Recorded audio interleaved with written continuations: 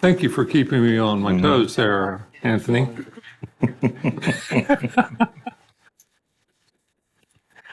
I've been informed it is 6:15 by one of my council members and time to start the public hearing. This public hearing is on ordinance O-26-14, an ordinance of the Town Council, Chesapeake Beach, amending the Town Code, Chapter 290, zoning, Article 3, zoning districts, Section 290-10, land use table to prohibit data centers in all zones. And I would think that, Sarah, you're the one that could probably explain this best. So the ordinance that is drafted simply removes data centers as a permitted use, which it's currently permitted in the maritime commercial zone only, but it removes it as a permitted use and inserts it as an expressly prohibited use in every zone, which means that data centers would not be permitted anywhere in the town of Chesapeake Beach. It's pretty straightforward. That is the simple explanation. Does anybody have any comments or questions on the council? Okay, public? Anybody in the public have any questions or comments on this particular issue? Dr. Jeanette Wysocki. I live on 13th Street, so I would like to strongly encourage all of you to vote in support of prohibiting data centers. They're just not a good fit for our community. If you listened, so I am on the Environmental Commission, but I'm speaking for myself. If you listened to the Environmental Commission meeting where Natelli Holdings came and spoke to us, they looked for three things, and we have all three. Proximity to high voltage power lines, water and water treatment facilities, and fiber optics, which we now have. So removing these as prohibited will protect Chesapeake Beach for a long time. We should encourage protection of the ecosystem. I walked on the trail the other day. I can't imagine a data center being out there. So the more we can do to protect our environment, the better it will be for the future. So thank you. Thank you. You ended with a blast of thunder, too. I wonder, how did you manage that? That was the emphasis on your point. Is there anybody else that would like to speak in the public hearing? Hearing none, we will. I have a comment. No.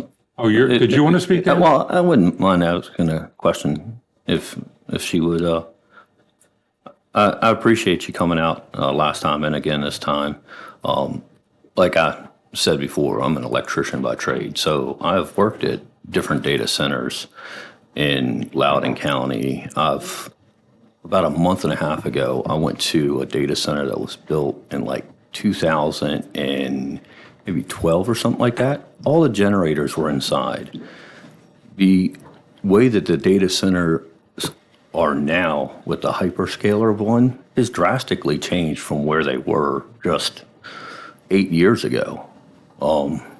When I've looked into as Calvert County and stuff like that, what I see a big item that nationally is we have a nuclear power plant and we have the gas liquefied and we have the gas pipeline. You know what I mean? I did not really and do not really think that there's a pressing concern and worry for Chesapeake Beach, but I do know that the money that's made there is pretty hard to fathom how much money that are made, you know. So I've talked to Anthony about this a few times this week. It's I don't see this as an emerging worry and stuff like that, but I think that the moratorium that the county put made it seem like we weren't, like all of the governing bodies were there. I also think that the way, the shape, the geographical area of what Chesapeake Beach is wouldn't allow for any industry. So it's not singling out any one industry. I would say the same if it was a manufacturer. I just don't think our town has that platform for it. You know, I don't want it to be where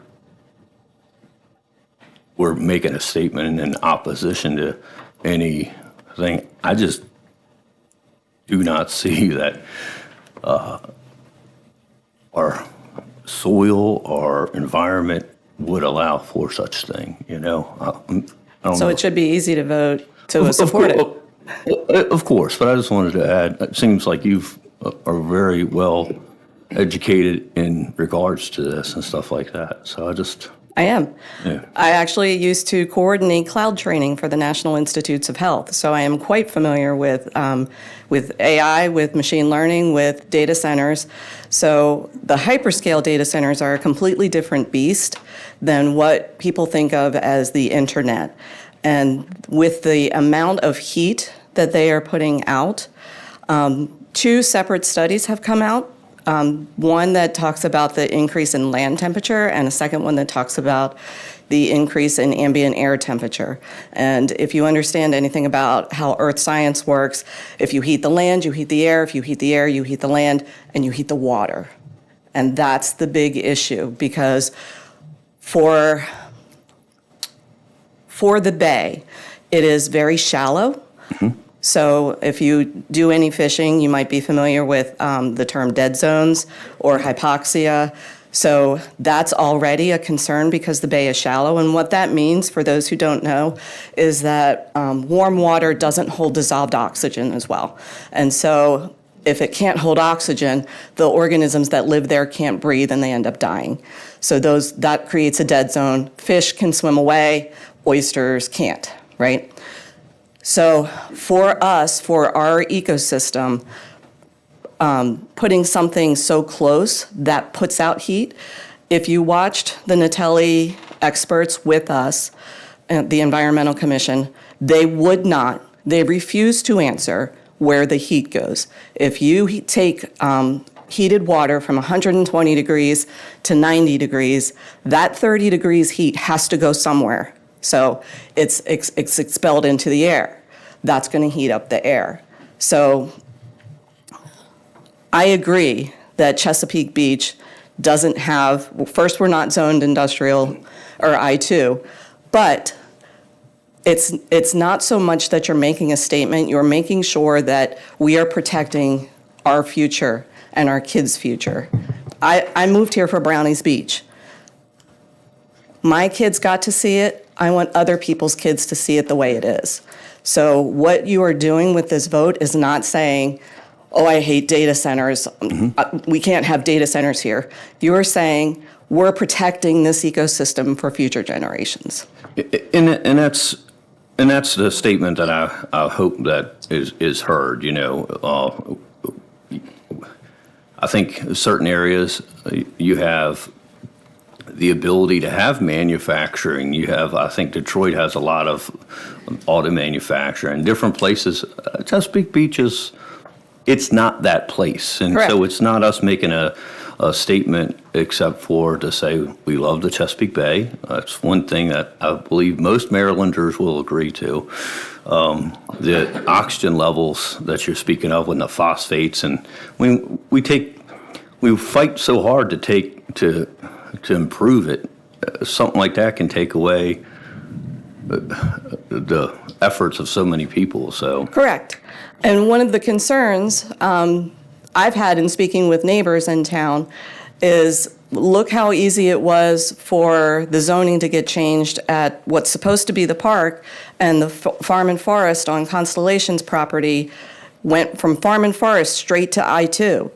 So it doesn't take much to get land rezoned, and we have all the things that data centers want. So can they come in and start buying up property and saying, well, you know, we're close enough. So if you take this statement and say, we're going to protect Chesapeake Beach the way it is now and not permit them at all, then that will prevent a developer from eyeing anywhere in our proximity. Because I literally said, how did you choose this park? to come build a data center. And the gentleman who answered, he said it's his job.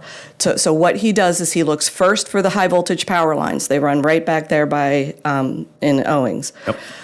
Then they look for water and water treatment facilities. We're one of the few in the county that have them. And what's happening with these data centers is once they get into a place, they don't stop. So they keep coming and coming and coming and wanting more and wanting more and wanting more. So with voting this in, you're saying not here in Chesapeake Beach. We're going to protect this for all of the future. So there might be places that want data centers. There might be places where they look at the revenue and they say, oh, how can we turn that down? How can we put what this whole community was built on at risk? So for me, that's the question.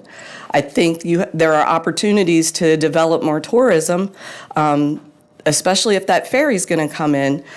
There's going to need to be more than just the rod and reel in the water park. So that's where we need to focus and build up our tourism. And you guys have done a great job with increasing the activities that are available for the Parks and Rec and things at Kellums Field. Those are all amazing things. Let's do more of that and have things that people want to come see if this ferry system comes in. They don't want to see a data center. So Yeah, and it's just the infrastructure for like the highway systems, the transmission lines. There's so many other things that that's what I've based my my decisions on and stuff like that. And I thank you for speaking out, but we're not trying to ostracize any one industry. It's just we're also saying we're the caretakers of our Chesapeake Bay, and the bay is what we all kind of find to be our important. And putting that decision is sort of what makes me. So, thank you. All right, thank you for speaking up. If there's nobody else that wants to speak up, we can adjourn for about 3 minutes until we start the regular meeting. So we'll adjourn for 3 minutes.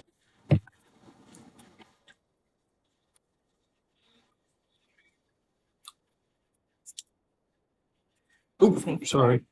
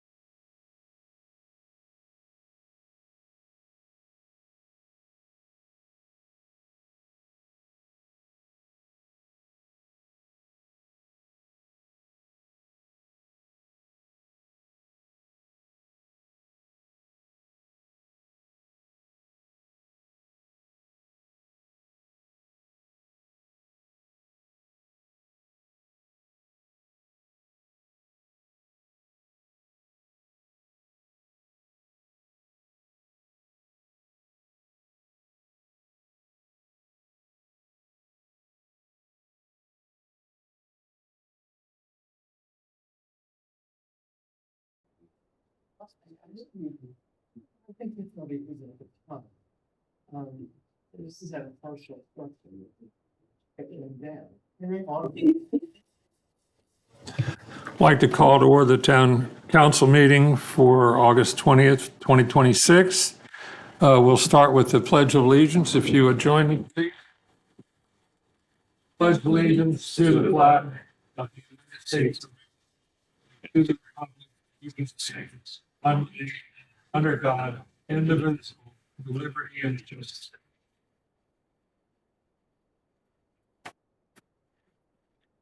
Council, is there a motion to approve the agenda? Is there a second? Second. Motion to amend. Go ahead. To motion to amend the agenda to reference the agenda that was sent to us on Friday and add under new business, item number 4 and item number 5. I can read them aloud if you would like. Was the item number 4 was to consider the award of concrete paving contract to Calvert Ready Mix Concrete Supplies LLC in the amount of $975,777. Item number 5 was town council to consider the award of rail trail expansion to KCI Technologies in the amount of $329,160. Is there a second for the motion to amend? I would like the motion for discussion to ask why he believes that we should put that back. I think if we're going to discuss it, we'd have to have a motion, a second to the motion. Let's second the motion for discussion. Okay. Now you may ask your question. So please let us know why you believe that we should be able to put that back on. According to the email, it said, basically, we'll wait for the whole council to be here for that. I have, over the past few months, done a lot of research in regards to the stormwater management plan and our town and the process there that has slipped through that there. So I find that if we're going to alter the course, for one thing, we should alter it for everything. If we're only going to have what the consensus behind the scenes vote is and not allow the public business to be done in the public, that was the agenda that was sent. Then on Monday it was revised, and so I want to stay with the one that was sent. Okay, and may I please ask, Alyssa, who sets the agenda for the? The agenda is set by the mayor, and as long as the agenda is published for it, of course, it's subject to a motion to amend when it comes to you all. You have a response to that, Councilman Duvall? Yeah, I mean, I have my vote. He has his role, and I have my role. So, I mean, I've made my motion. This is the motion that I would be going to vote on. All right, so we can vote on it. Just want to make sure the paving schedule is not like time sensitive. Do we have a certain timeline we have to have that voted on by, or? We're not beholden to any particular timeline until we sign the contract. Although, I mean, you want to be mindful that the work needs to be done in the appropriate season, but we're not beholden to anything until the council votes to approve it and the town signs off.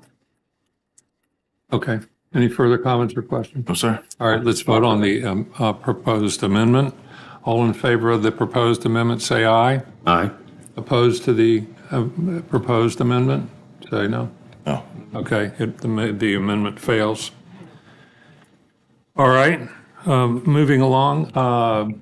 We now need, I think, a motion to approve the agenda as not amended.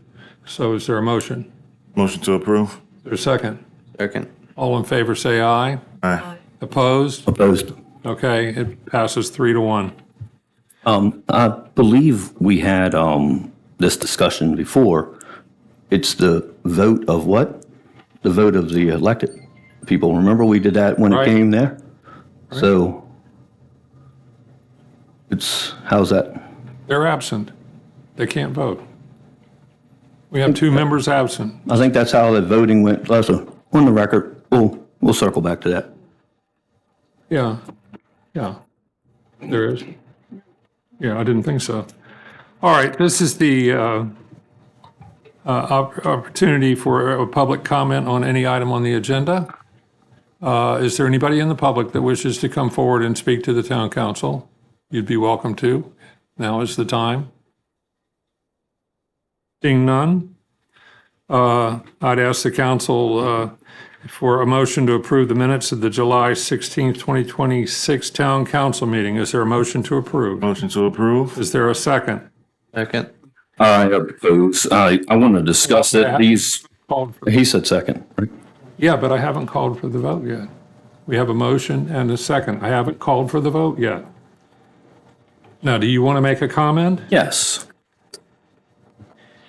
In the meeting, you'll notice that on the approval of the minutes for the July 7th, 2026, I discussed how there was not items properly recorded. The July 16th meeting again has that. This is not the first time. At the end of the meeting, the mayor made a motion to adjourn. Motion was made by Councilman Green. The mayor called for a second, and then he goes, "Oh, I forgot I did something."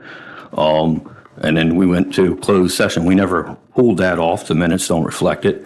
Also, when we had the lightning round, the mayor read a public comment and then engaged with a public works administrator on it. When I asked what the merits were that, the mayor said, "Well, because I'm sitting in this seat and I'm the HOA president." We were told not to comment on public comment the previous month.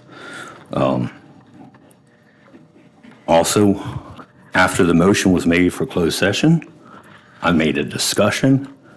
None of that was recorded in these minutes. How would you like to rectify that, Councilman DeVoe? Oh, I'm going to vote against these minutes. It's, I believe, been established that the mayor and administrator are the one who keep track of these. I've objected last month to items being missed. I'm objecting again this month. Right, but after the objection, will you be making sure that our town clerk gets what you want to have reflected in the minutes, or? what Well, would be according to the email sent by the mayor, everything has to run through him. Okay, well, will you be submitting to the mayor? I've submitted different things to him. I get no response. So in all due respect, I hear what you're saying, and I respect that, but the course of action to correct it or anything that has to be done on our end has to also be a part of the conversation. So I hear what you're saying, and I understand it. There needs to be a specific motion to amend the agenda to say X or Y. Right now. That's the point, yeah. Okay. You ready to vote or move on? What we doing? Well, I guess.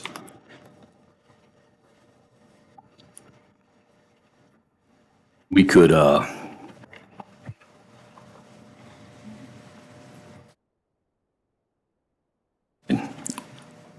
they're incorrect. They're incorrect. Okay, so we can make the vote here, move on from here, and if you have something that we want to make sure that's in the minutes, then we can put that in and make sure it's reflected, or you can turn that into the mayor to make sure that you do have it documented, that you have your changes where you want them to be. All right, I'll make sure. All right, cool. All right. We have a motion, second. So you got a motion? Second, all in favor, aye. Aye. Opposed? Opposed. Approve the minutes, yeah. That's where I thought we were, yes. Get a little off track here. All right, this is the time that the public can make a comment on any item that's on the agenda. If there's any, I'm sorry, what? No, we did that already. We have to do the closed session and the informational work session approval. Oh, okay, all right. So that's what we just did? Yes. Okay. So now we need to approve the minutes of the July 16th closed session. Motion to approve? Is there a second? Second. All in favor, aye. Hold on, discussion that the closed session minutes are incorrect too. There was a lot of items that were misinterpreted and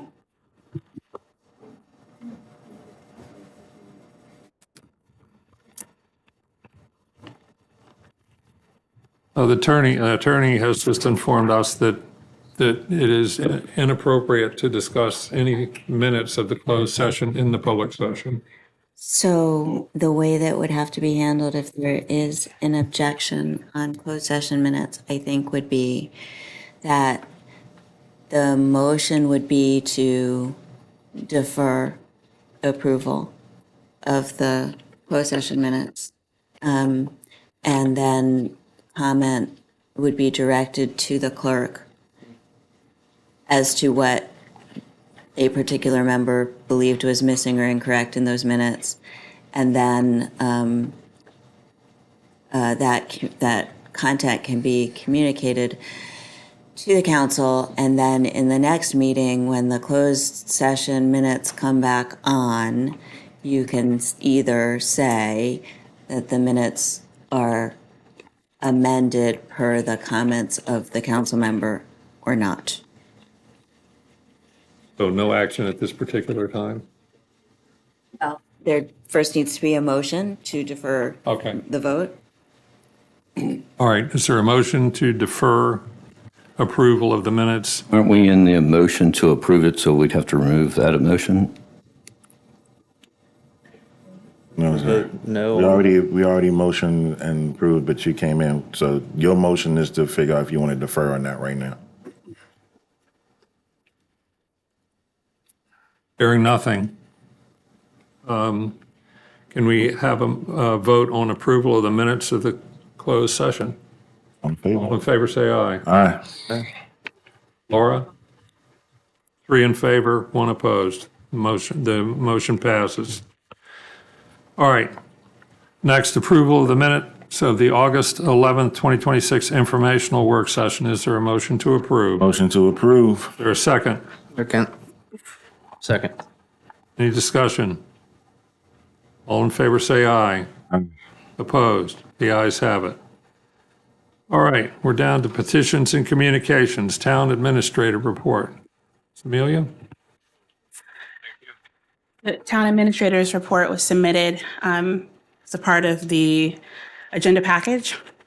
Of note, just wanted to flag that we've updated the neighborhood connectivity page on the project's dashboard that you can find on the town website. And there's also a new survey that's been added there. So if there's public interest in areas that have not already been highlighted, you can submit your thoughts on that page.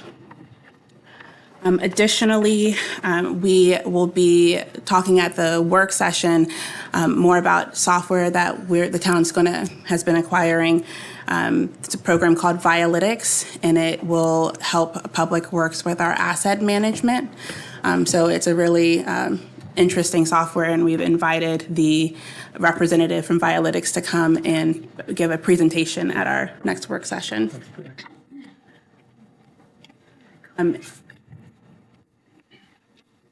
Outside of that, I'm happy to take questions if there are any questions.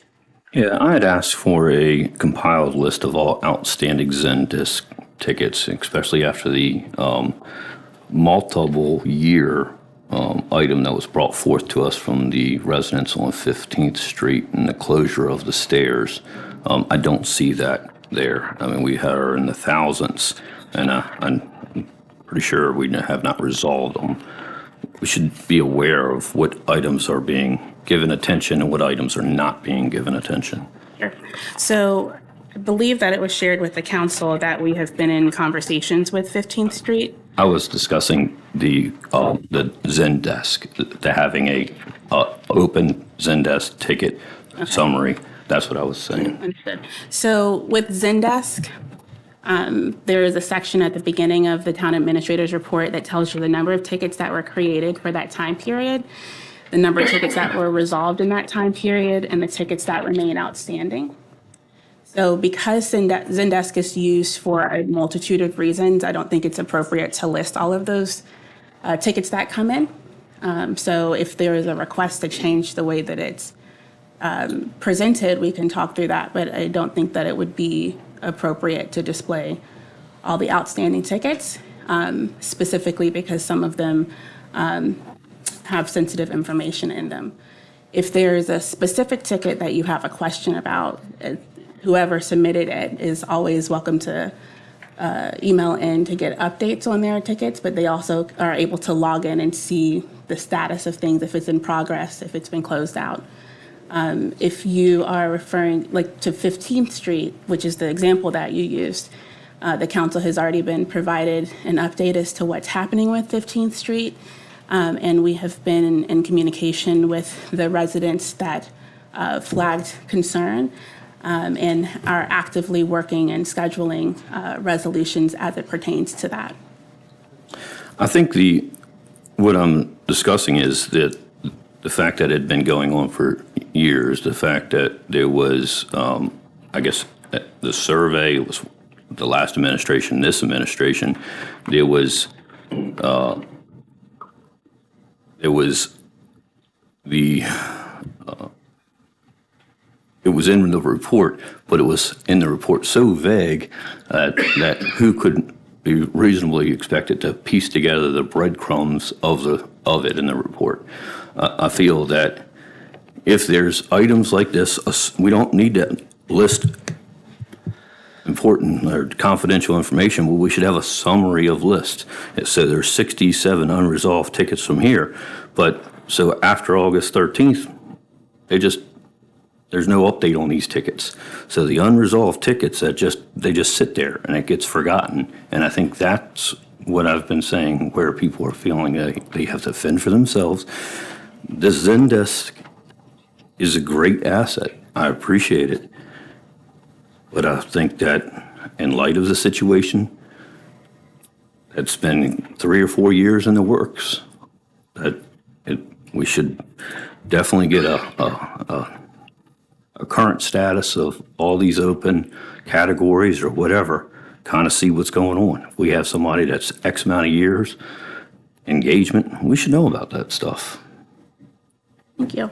I receive your thoughts and I appreciate your perspective. Just so that we're clear, when it came to 15th Street, the ticket for Zendesk did not come in until very recently. However, the 15th Street topic has been on the town administrator's report for more than a year.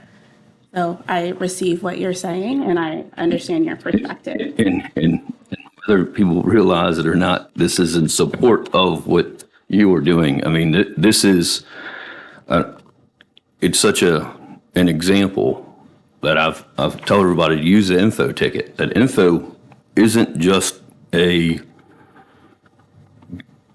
dismissal. It has substance to it. I don't, this is me advocating for that. Like, you're correct.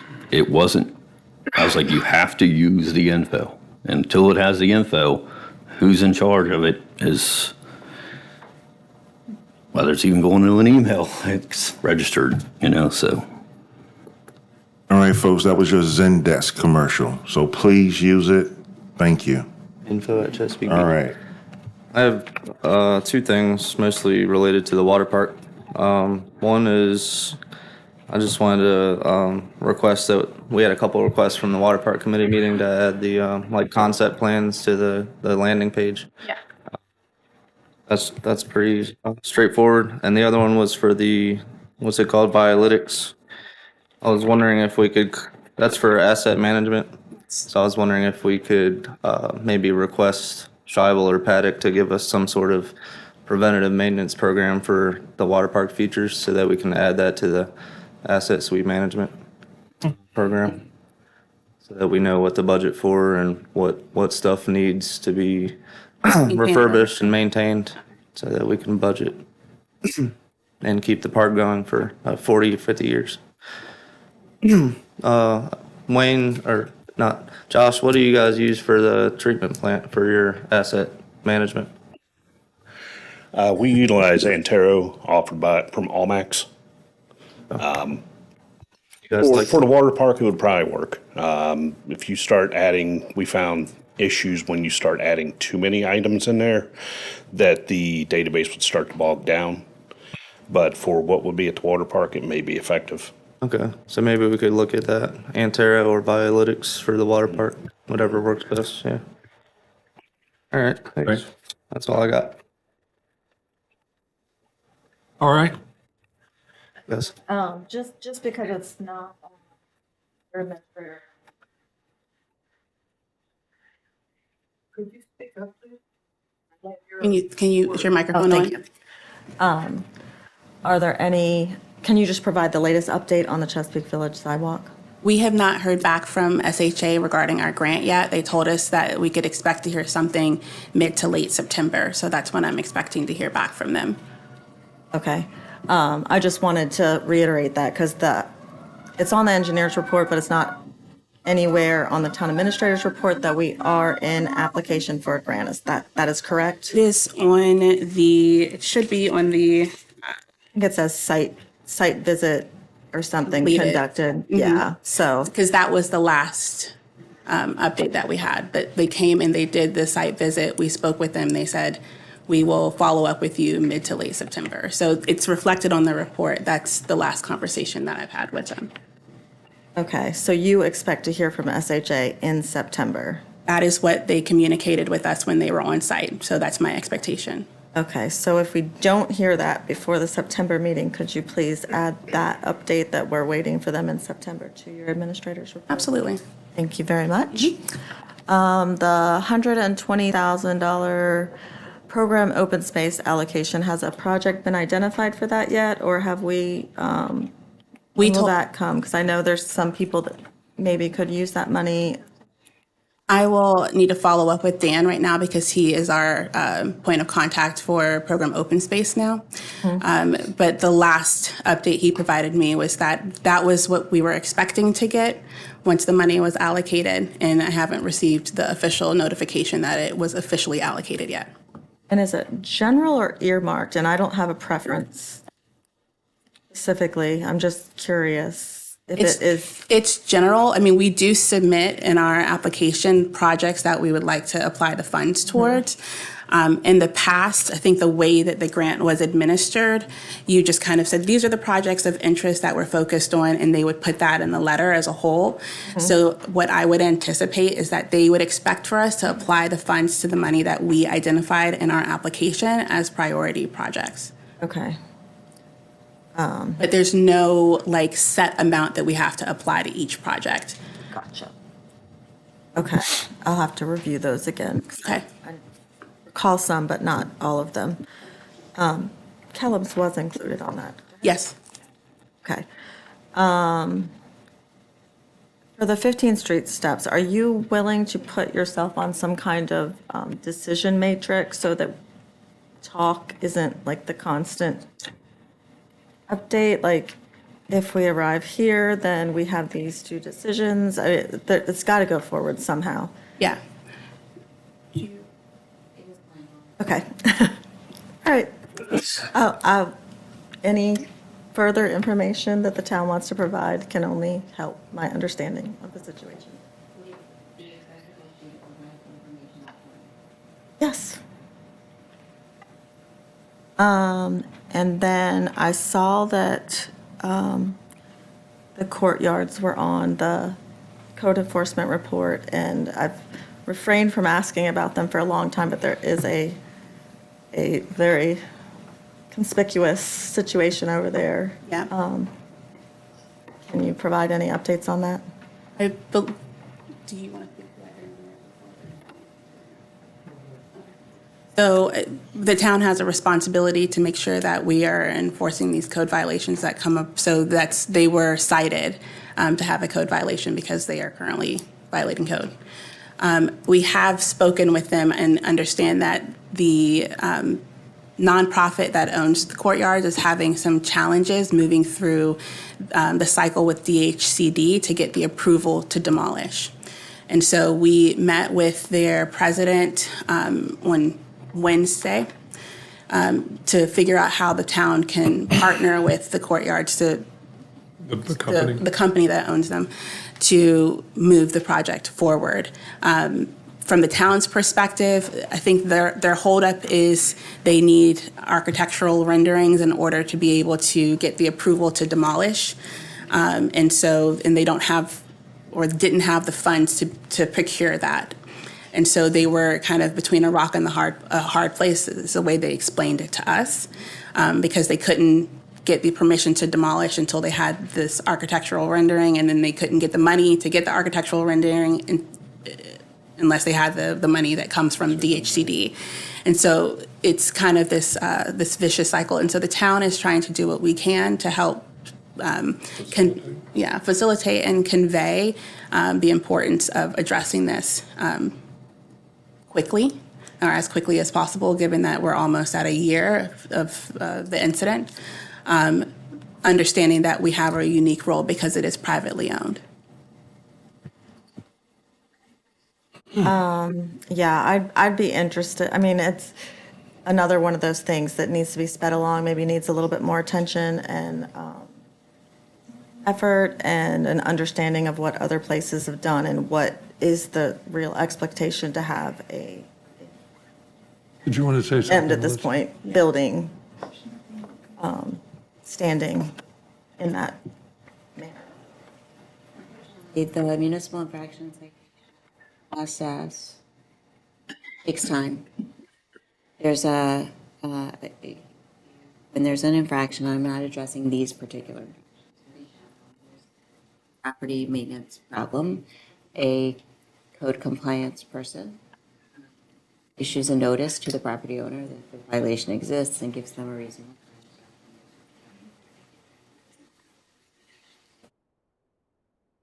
30 days, that citation goes to court, and then it gets scheduled for review. So it has frames built into there that, they just are what they are. So I don't know where these citations are in the process, but they will go to court if they remain unpaid enough. There are processes that can be invoked outside of the municipal infraction process in some circumstances when you have a building that is uninhabited.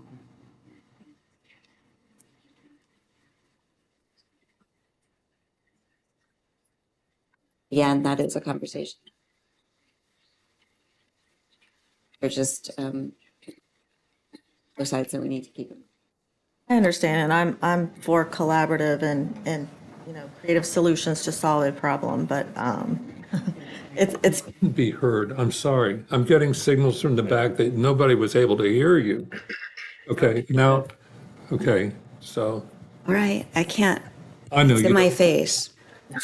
so that particular building isn't habitated, so that's not that problem, but Didn't hear her. Could she repeat it so the public could be heard for recorded? Because nobody heard what heard. We heard it, but the public didn't. What I said was, the municipal infraction process takes time. There are time frames built into the process that are just what they are. It can only be expedited so much. So when an infraction occurs, a code compliance officer, and I'm speaking generally, I'm not speaking about these citations, a code compliance officer will issue a notice to the property owner and give them the opportunity to correct the violation. And then if the violations aren't corrected, a citation is written, and that citation goes to court after a period of time, and then there's a trial scheduled, a process over which the town has very little control. I also said that there are certain circumstances under which other processes outside of the municipal infraction process can be pursued, but I don't know that this particular situation is one of those, and we want to be careful about pursuing remedies that result in displacement of people. And then I suggested that I would have further conversation offline. Thank you. yes, and that's fine. And my point in bringing it up is because it does need some attention. I haven't heard about it in a long time, so if you're We- addressing it, that's great, but And we met just this week with the property manager, or the president of the corporation. And just to, just for clarification, we were under in the last conversations that we had with them in June and July, was that they were going to present their bid for demolition and repair, and that they were going to hear back the middle of July, right? So we had this conversation in June, and that's what we were expecting. And when they heard back, they got the news that they couldn't move forward in the way that they had originally anticipated. And so that's part of what the delay has been, is that they were expecting to be able to do something that they did not get approval to do. And it took them a while to hear back from them. And so when they reached out to us and said, well, we understand, we're trying to do everything we can, but we have a limited staff, we have limited funds, and is there anything the town can do to help support? And so that's where we are now.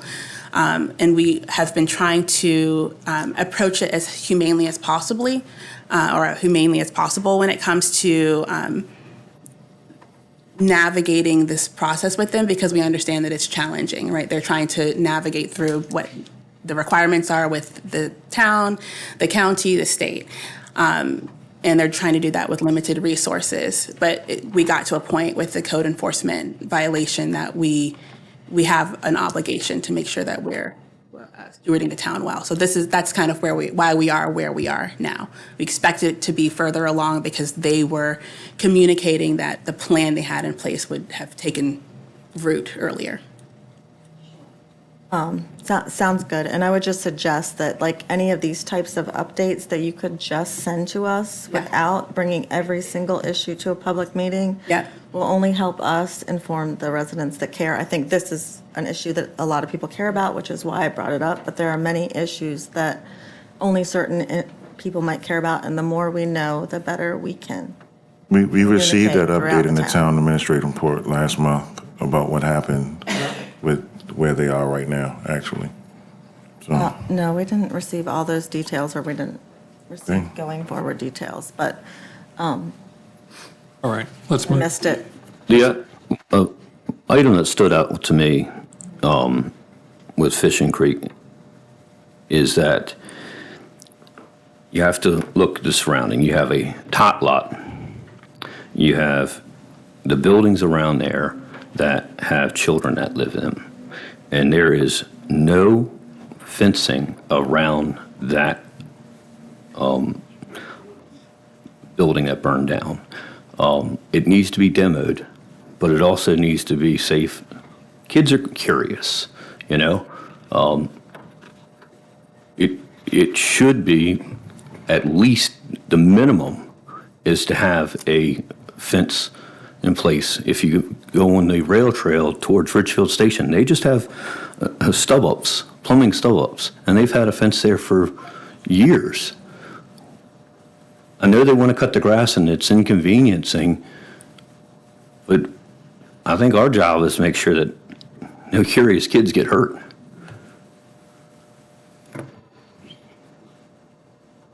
All right, Is there any comment on that or just ignored? A lot of times Heard. I just get, nothing heard. gets answered. it is heard, Dan. may I interject for a moment, man? Please do. I think the question is, if it is a public safety hazard, does the town has any jurisdiction or ability to step in based on the idea of making sure the public is safe, or is that something that we defer to the owners of the property? I think that would be an apropos question, so that it could be an actionable item from the topic you just brought up. Do we have anybody that can answer that today, or can we get the answer at another time? I think there is an answer to that, but we can get it another time. Exactly, yes. Thank you. Okay. That's how you do it. All right, we're going to move on to the treasurer's report. The treasurer is on vacation, but you have the printed report in your packets. And I think from what I see, we're okay. Anybody got any questions or comments on this printed report? And my questions to Dan. Okay, that'd be great. All right, well, let's move on to the next item, which is Public Works report. And Jay is here to give us the Public Works report. Go ahead, Jay. Nothing too notable, a lot going on. I'm just saying that you have the report. I'll take any questions. I mean, there's always a lot going on, but there's really a lot going on. So maybe some of the questions will answer. If I answer them, I'll answer everyone's questions. If there's no questions, we can move on. Jay, I do not have any questions for you. Thank you. You're welcome. I presented some information in regards to the stormwater management plan and the administration of that. I've asked about the inspections. I know Wayne wasn't here at the last meeting. Where are we at with inspecting our stormwater management on our town roads and making sure that things are in operating condition? There was last month, there was no inspections being done. That was the status. I followed up with Calvert County because they're the administrator of our plan. That's what we deferred in 2003. Have you done anything on that? I can speak to that, Wayne, if you want to follow up. So I wouldn't necessarily say they're administrator. We adopted their plan in 2003, and this is the first year we did budget $100,000 this year for stormwater inspections. Before, there was really no budget for it. So I am aware, working with Wayne on 28th Street, 27th Street, we've done some surveys, we replaced some culvert projects. There are a lot of stormwaters that are older in town we have inspected, haven't cambered some. We're working with the engineer, but it comes into a global situation of areas what we need to look at. It involves the coastal resiliency, especially on the north end of town. There's a lot of pieces to that puzzle. We can, as Public Works, kind of go and camera and inspect, which we do, known deficiencies or broke pipes, but as far as the ultimate infrastructure plan and how we implement it and what we do, that's something that's going to take collaboration, council, where they want to start, what they want to focus on, what's the highest priority, and then we can initiate, I'm going to say, a global plan if that's what we want to do. As far as what we do now, if it's broke, we fix it. I'm not looking proactively to go out and install major infrastructure unless it's something we decide to do. From when I talked to the guy at Calvert County Public Works in charge of stormwater, he looped in the Public Works administrator there. It sounds like the process and the procedures that we're doing, we're not following the plan as outlined that that oversees us. Like, that's the plan of the operating, how we're supposed to handle, and we're not doing that.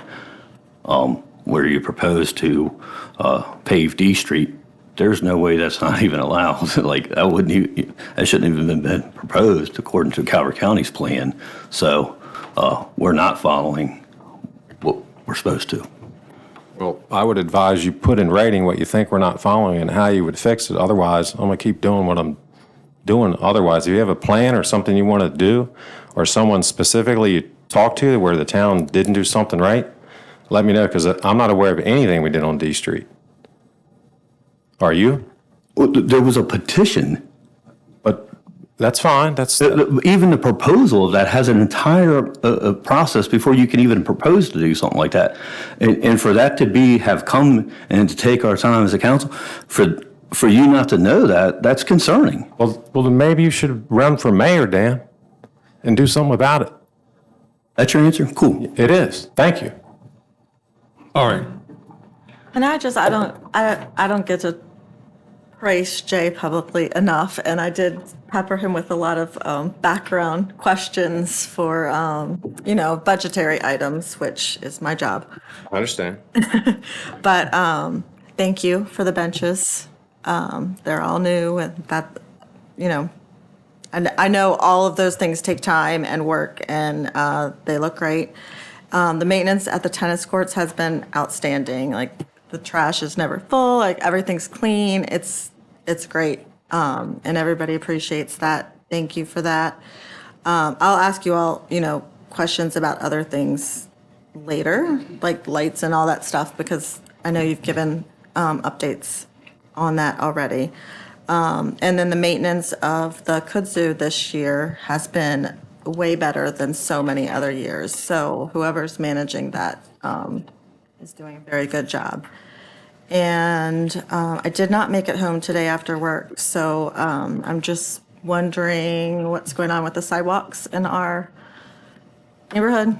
So that's just failed pieces, remove and replace where there's a trip hazard. We go out once a year, look for issues over a half an inch discrepancy, and if we can grind them, we have a company that does that. If they're settled too much or cracked, we replace them. So, I will say compared to Richfield Station and other developments, because I was there during the inspection phase, it's very nominal compared to other developments because, Wayne and I worked with developers, the prior engineer, and I'm going to say they were installed right. So it's just something we do as a maintenance. Okay, so are they done now? Because I've read that. Well, they were actually supposed to pour them today, but the concrete truck broke down. They notified me, and they're set up to start pouring tomorrow at 9. So they'll pour them tomorrow, it'll set up, and they'll probably remove the forms Friday and or Saturday morning, that'll be it. Okay, so that's just normal maintenance, nothing from IQ Fiber or anything like that. It's just regular routine. Correct. They're actually scheduled to do it last month, but they had some prior commitments and different things that fell behind. So they're out here now. Next, they're going to the Heritage. Well, thank you for doing that maintenance. And thank you for all that you do. And thank you. And I would like to say, Lori, I appreciate the fact that you recognize something and you say, hey, Jay, I recognize this. Here's what I want to do. You tell me how to fund it. I can only make so many decisions. I think anybody can sit out here and point out every problem the town ever did for the last 50 years. Does that move us forward? Not sure. But if that's your focus, let me know, and I'll tell you how I can go back and fix that too. Okay. Thank you. The fitness court, it might be more of a Wayne thing, but I see we got most of the parts and equipment here. Is the location of that pretty set in stone? Have we talked with the Beach Buccaneers, what would work best for them on the location of that? Yeah, so we submitted a plan to the Columns Committee to show where that is. In general, it's the same location we showed it in the last master plan. Okay. We did refine it a little bit as we get into detailed design, and I can talk a little bit more about it in my report to get into details. But yes, it's defined. Yes, it's graded. Yes, it's ready to go be permitted. We just need someone to review it and approve it and make sure that it's where you want it. And to add, the Beach Buccaneers were definitely considered in placement. So that was a part of the work that was done. The Beach Buccaneers leadership about it. So it's waiting on the state right now for permitting, or? No, I'll just do it now. I was going to do my report. We were waiting for a geotech report. My report says it was due on the 14th. We got it on the 15th. We are working on the foundation, as we've talked about over in Kellums, even with the tot lot previously. There's base stabilization issues. We've heard about it at the water park, right? The ground out there is not the best ground. In fact, for the tot lot, we raised it 2 feet. We're doing something similar here. We received the geotech report last week. We're working with the geotech now to figure out what the best solution is to stabilize that base. The last thing we all want to do is put a fitness pad out there and have it crack up.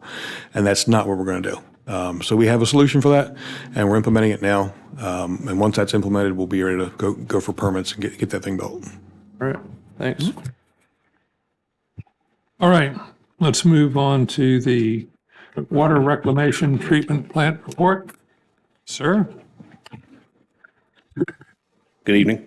Y'all have my report. I don't really have any updates on anything that was in there, so if you have any questions, feel free. I'm always impressed with the level of detail that you put in your reports. I think it's very useful for us to know.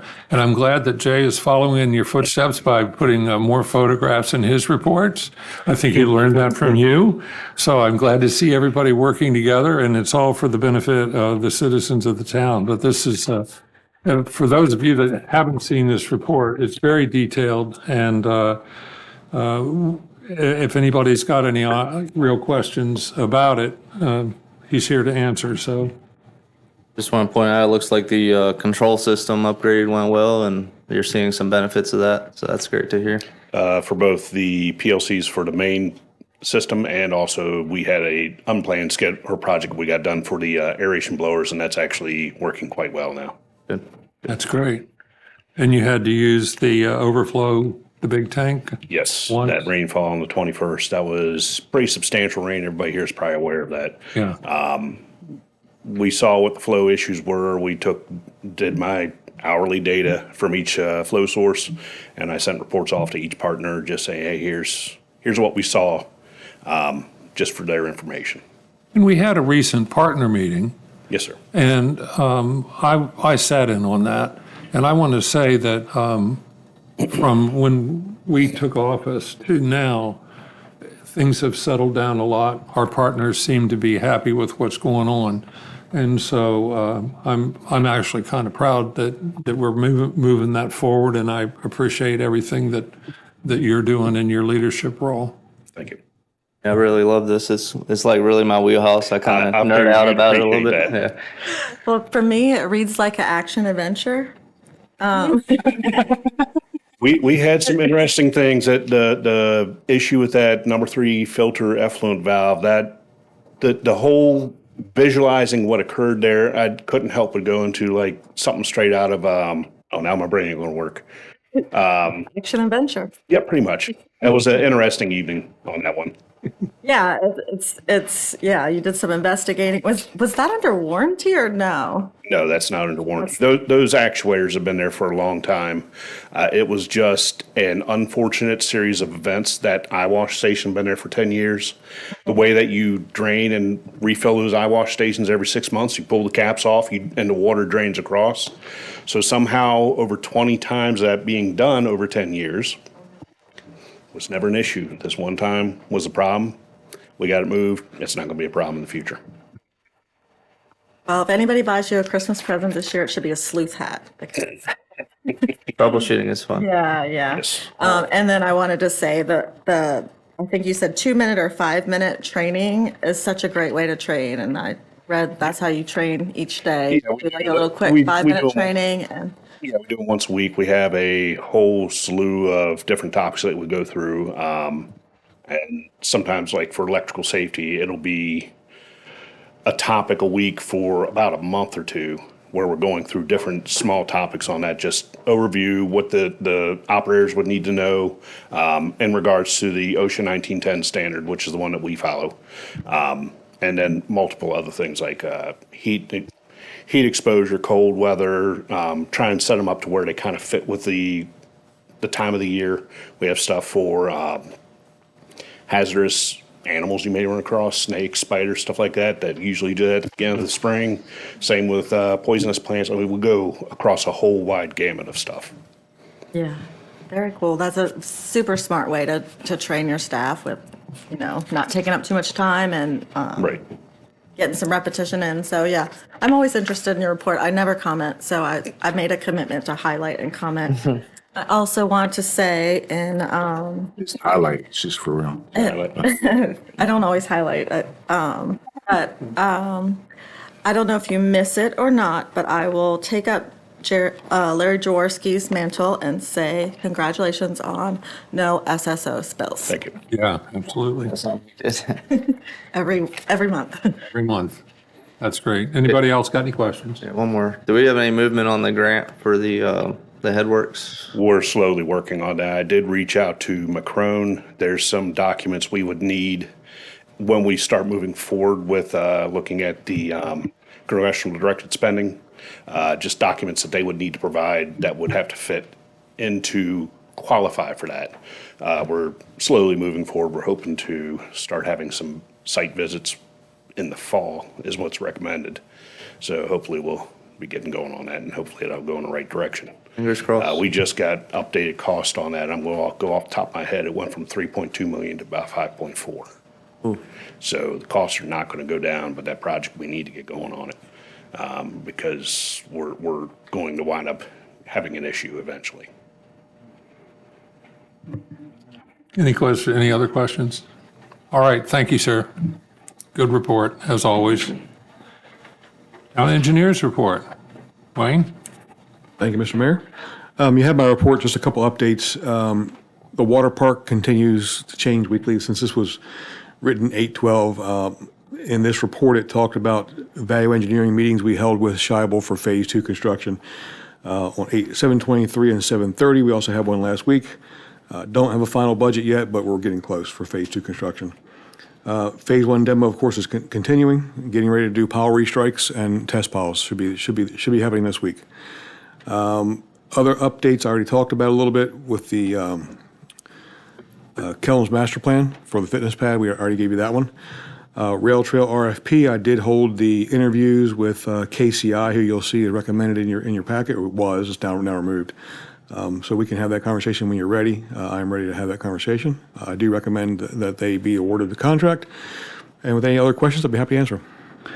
Yeah, I'll touch on the Kellums Field Tot Lot Storm Drain Project. The Zendesk ticket I sent was 3033.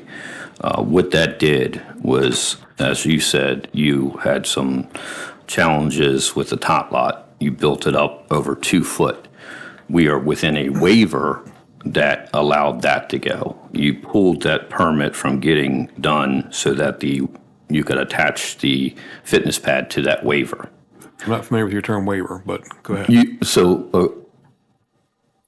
That were your words. So you said of impervious area expand for the permitting of it when we discussed it. I'm not familiar with your word waiver. Okay, what word is it that you were using? So we had a permit, a grading permit with Calvert County to install the tot lot and the storm drain project. The typical process is to close that permit out, you submit as-bills, which we did. They review the stormwater side of the as-bills, then we submit our final as-bills, which we did. When the fitness pad came up, we asked them to not release the permit at this time because we will likely revise it to include the fitness pad. So when I say waiver, what I'm referring to is the allowed area up to X amount of square feet, right? I believe it's 5,000 square feet. No. Okay. No, wait a minute, let me explain. That's not correct. Up to 5,000 square feet does not require a grading permit.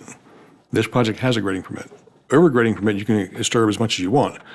It has limitations up to 20 acres where you have different sequences for construction. But what we're talking about here is a grading permit, not something under 5,000 square feet. Okay, so we talked about raising the two foot for the tot lot. So one thing we don't realize when we're at a town council meeting is after it rains and where water stands. I rode around, I submitted that ticket that had the pictures. The pictures, the drain's not working.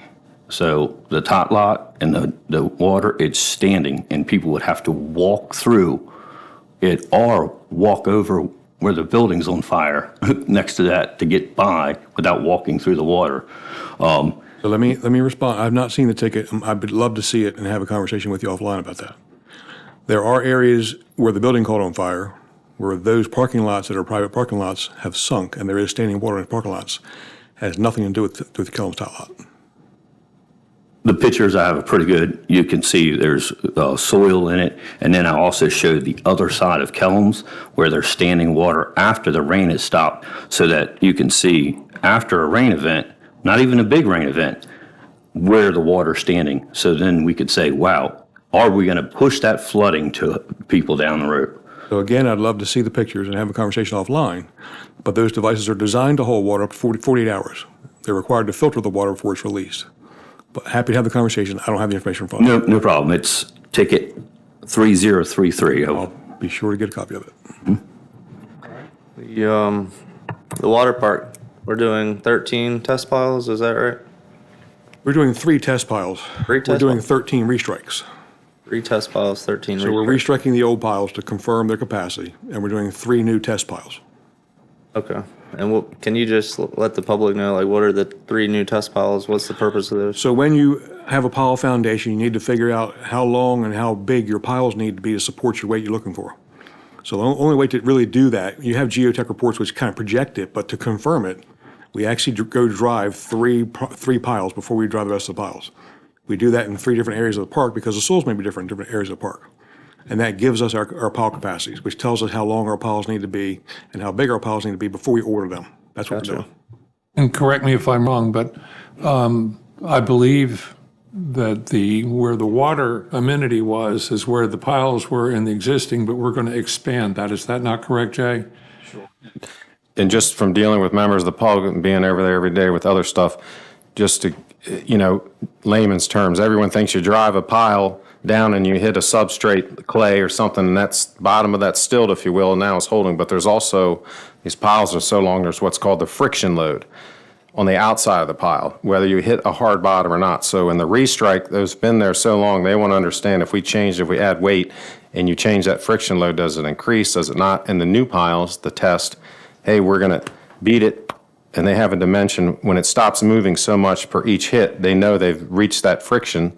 Then they come back and hit it another time. I just talked to too many people about it lately, and there's different technologies, but it's a matter of, okay, how wide do they need to be? How many do we have to add? Are we going per plan? I think everything I've seen so far is in good shape, but the proof's in the pudding, and the equipment showed up today, so the thing will be there to do it.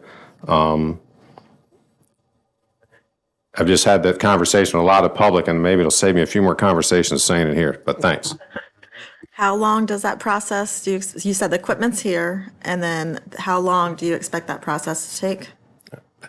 I don't want to speak for Wayne. So the restrikes, they actually, if you look at the construction site, the demo contractor left the bottom of the river so he can travel this crane along with a good surface, not damage the grade beams. He thinks he can do the 7 or the 13 restrikes in 2 days, driving the new 3 piles in 1 day.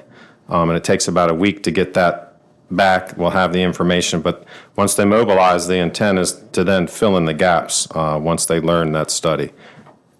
Gotcha. And so if I remember, it's a long process, but once we take the top off, we have to hurry up and get the bottom.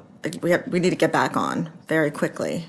I imagine that's planned. As the owner's representative, does he have like a date by, or how's that being? So tracked and we projected? received a draft schedule today from Scheibel, now that we know that the pile driver is on site. I haven't looked at it yet.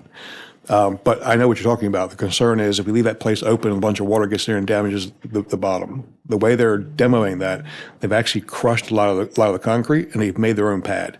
So that's good. We're preventing water from getting in there. Once these restrikes are done and we can order the piles, they're ready to go. So they will be in there putting piles in and additional screw piles in and finishing that floor as fast as they can.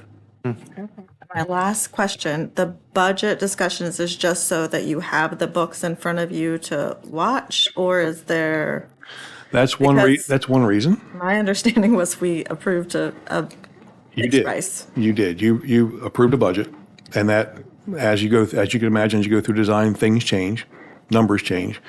And if you remember, there was a contingency in there, and we were able to share some of, that's what we're working on. So now that we have the final design, we have final numbers, we're just adjusting those to make sure as we go forward, we can track those numbers. Okay. And There's no big budgetary concern to No. speak of. No. And there's been some value engineering things. As you get to the designs and the engineers suggest things, the electrician says, hey, why don't we do it this way? It'll save you some money. Or the mason says, why don't we do it this way? It'll save you some money. When you see my report, we're talking about value engineering meetings. That's what we're doing. We're trying to whittle that price down to get it as low as we can to start, and then watch it as we go forward. Thank you for answering, both of you, for answering those questions. Wayne, I forwarded you an email just now with the rest of the council that supports what conversation I was saying, especially with this D Street widen. That's not, when I'm talking to the administrator, like the people who kind of work on that plan, that I'm hearing that's not, there's a whole process that's supposed to take place, and I don't think we have that administrative process in town for this D Street widening project I see on your report. So, since it's in my report and you commented on it, the D Street widening was part of a pavement widening program in anticipation of getting approval of that from the Chesapeake Bay Critical Area Commission. We have submitted to the Chesapeake Bay Critical Area Commission. The requirement when you add paving in the critical area is to provide stormwater management. And Dan, I'm going to clarify, there's a difference between stormwater management and storm drainage. I think you're confusing the two, but I'm not going to go into that. We'll have that side connection. In the critical area, we have IDA, which is what you are, intense development area. The entire town is intense development area. You have to provide and prove that when you add impervious area, you reduce the pollutant load to the bay by more than 10%. And that's a computation that we do. We've done that. And we provide stormwater management devices to provide that pollutant reduction. In this case, our design was to add plants along the edge of the road. That's been completed. I think it's been submitted to the Critical Area Commission, so that once we get that approval, we can do that widening. But we'll have that conversation offline. Yeah, I've submitted a lot of that stuff. Everybody said they're looped in on that. All right. Let's move on to the Twin Beaches Patrol, Sheriff's. Sergeant Norton, welcome. Good evening, everyone. Everyone received a copy of the. Yep. Okay. The month of July, the Sheriff's Office responded to 189 calls for service, slightly up from the 172 that we responded to in June. Out of that, we had 645 self-initiated activities such as patrol checks, traffic enforcement, traffic stops, and follow-ups. Of the 189 calls for service, some of note, we had several thefts. The one I'd like to speak on was from July 24th. A couple of my deputies responded to Richfield Station for active subjects breaking into vehicles, and all subjects were caught. I don't have the figures in front of me on how many vehicles exactly they broke into, but they identified numerous victims and they were all charged accordingly. So I would like to commend the deputies for that one. Had several DUIs due to heavy traffic enforcement, few assaults. There was a burglary on there, 4th-degree burglary. I figured people would have a question about that when they see that word, and everybody gets a little uneasy.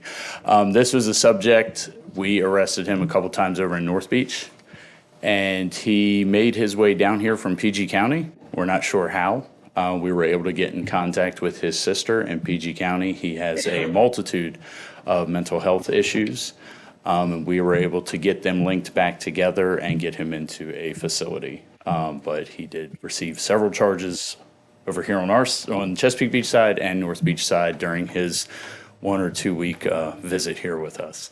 So, but just to let everyone know, that was an isolated incident. Subject, not walking down the street actively breaking into houses. This was just a mentally ill subject who entered someone's home. So, any questions, concerns?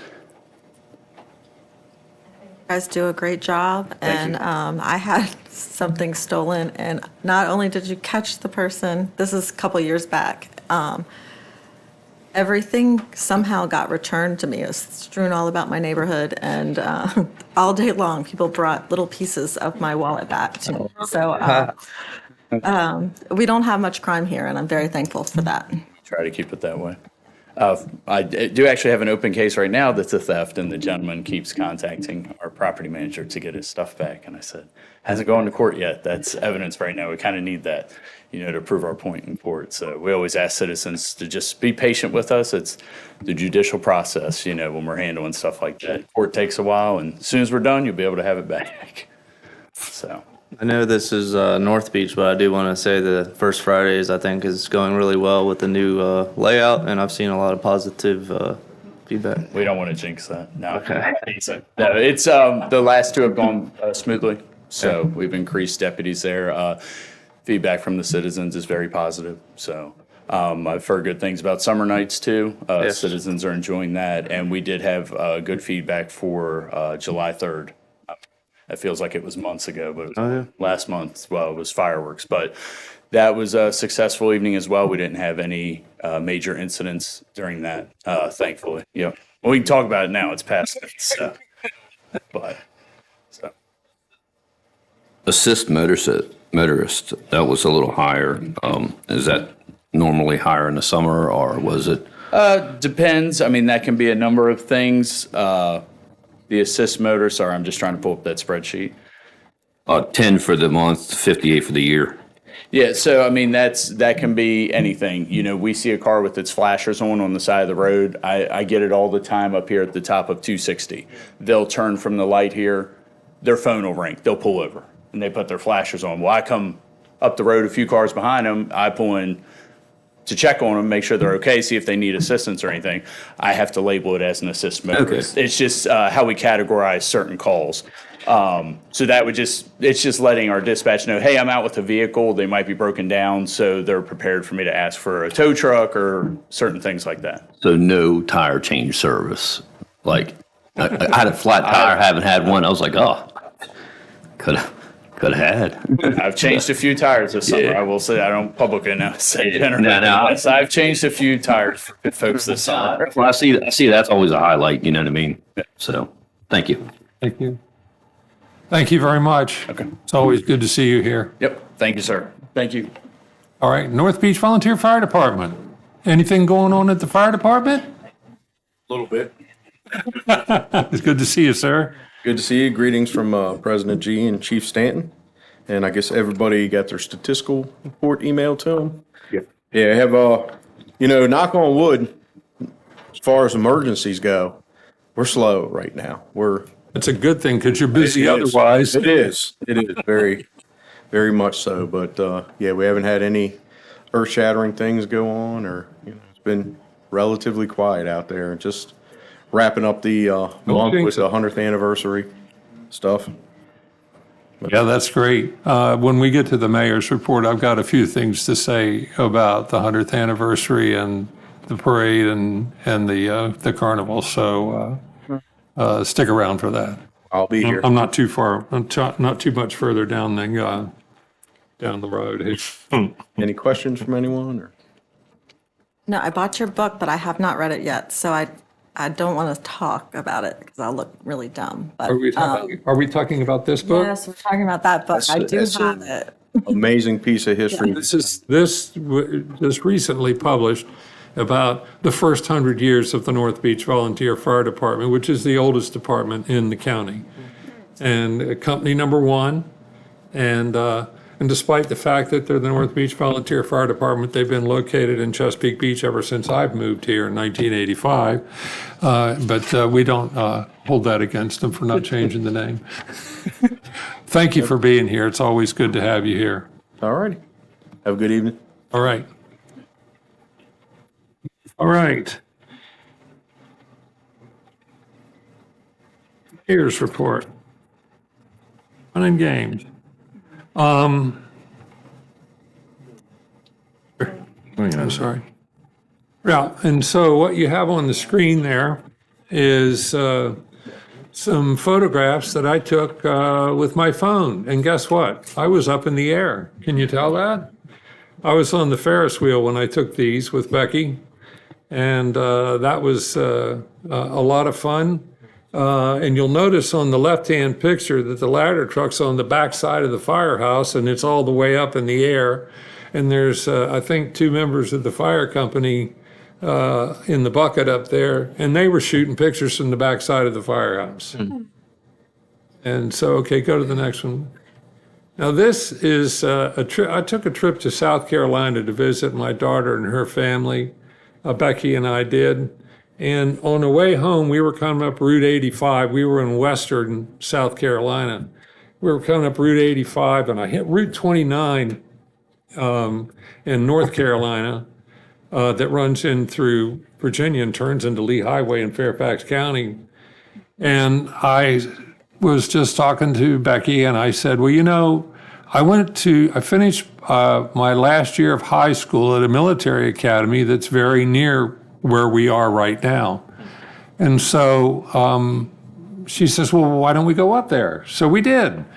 And it's in Chatham, Virginia. It's called Hargrave Military Academy. It's it's related to the Southern Baptist Ministry. And I went there voluntarily in my senior year of high school because I needed a class in summer school, and I went there at the recommendation of somebody to do this summer school. I was in Fairfax County at the time. And when I got there, I really liked it. So I decided to ask my mom and dad if I could do my senior year of high school there, which I did do. And I'll be honest with you, that changed a lot of things for me because it's very strict military school, very disciplined, male only, and I did very well there. in all of my classes, and I was kind of didn't pay that much attention in public high school at Fairfax County. So anyway, we stopped there and we got a great tour. The picture on the left and the right is the same image. It's in the new chapel that recently was built. And so we got to see that. Hit the next one, Wendy.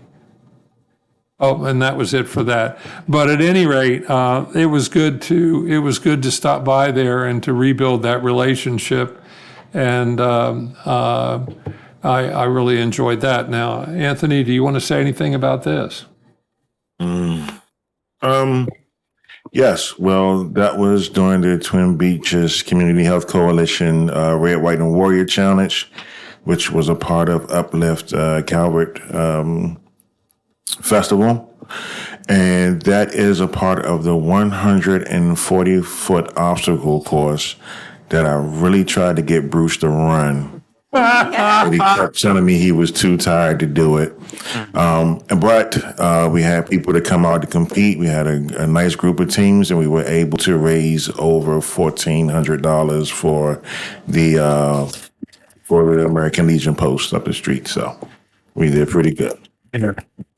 But next time we're definitely going to get Bruce to do it. He was a little shy because Becky, but he really wanted to. I had shorts for him and everything. I heard Chris did it, right? Yeah. He did do it, and he did indeed. He did a good job. Anybody who did it did a good job. Period. I was there. He was there. Yeah, and I thought that was a great event, and I think a lot of people had a lot of fun. And Chris, did you want to say anything? You don't want to add anything further to that? Wait, Chris. Yeah. And she did a really good job. But that was a lot of fun, and I commend you for putting this together. I really think that this is the type of thing that the citizens of the town and the area can really embrace and enjoy. So thank you for your efforts on that. Thankful for the people who came out to be able to. And again, we mentioned, we talked a little bit about Fishing Creek already, so I don't think I need to say anything more about that. And then we talked a little bit about the water park already. The 100th anniversary, this book was published by it was John Tippett wrote this book about the fire department. And do you want to come back forward and comment on this? This thing is absolutely spectacular and detailed, and they're available. They are available for purchase at $60 a piece.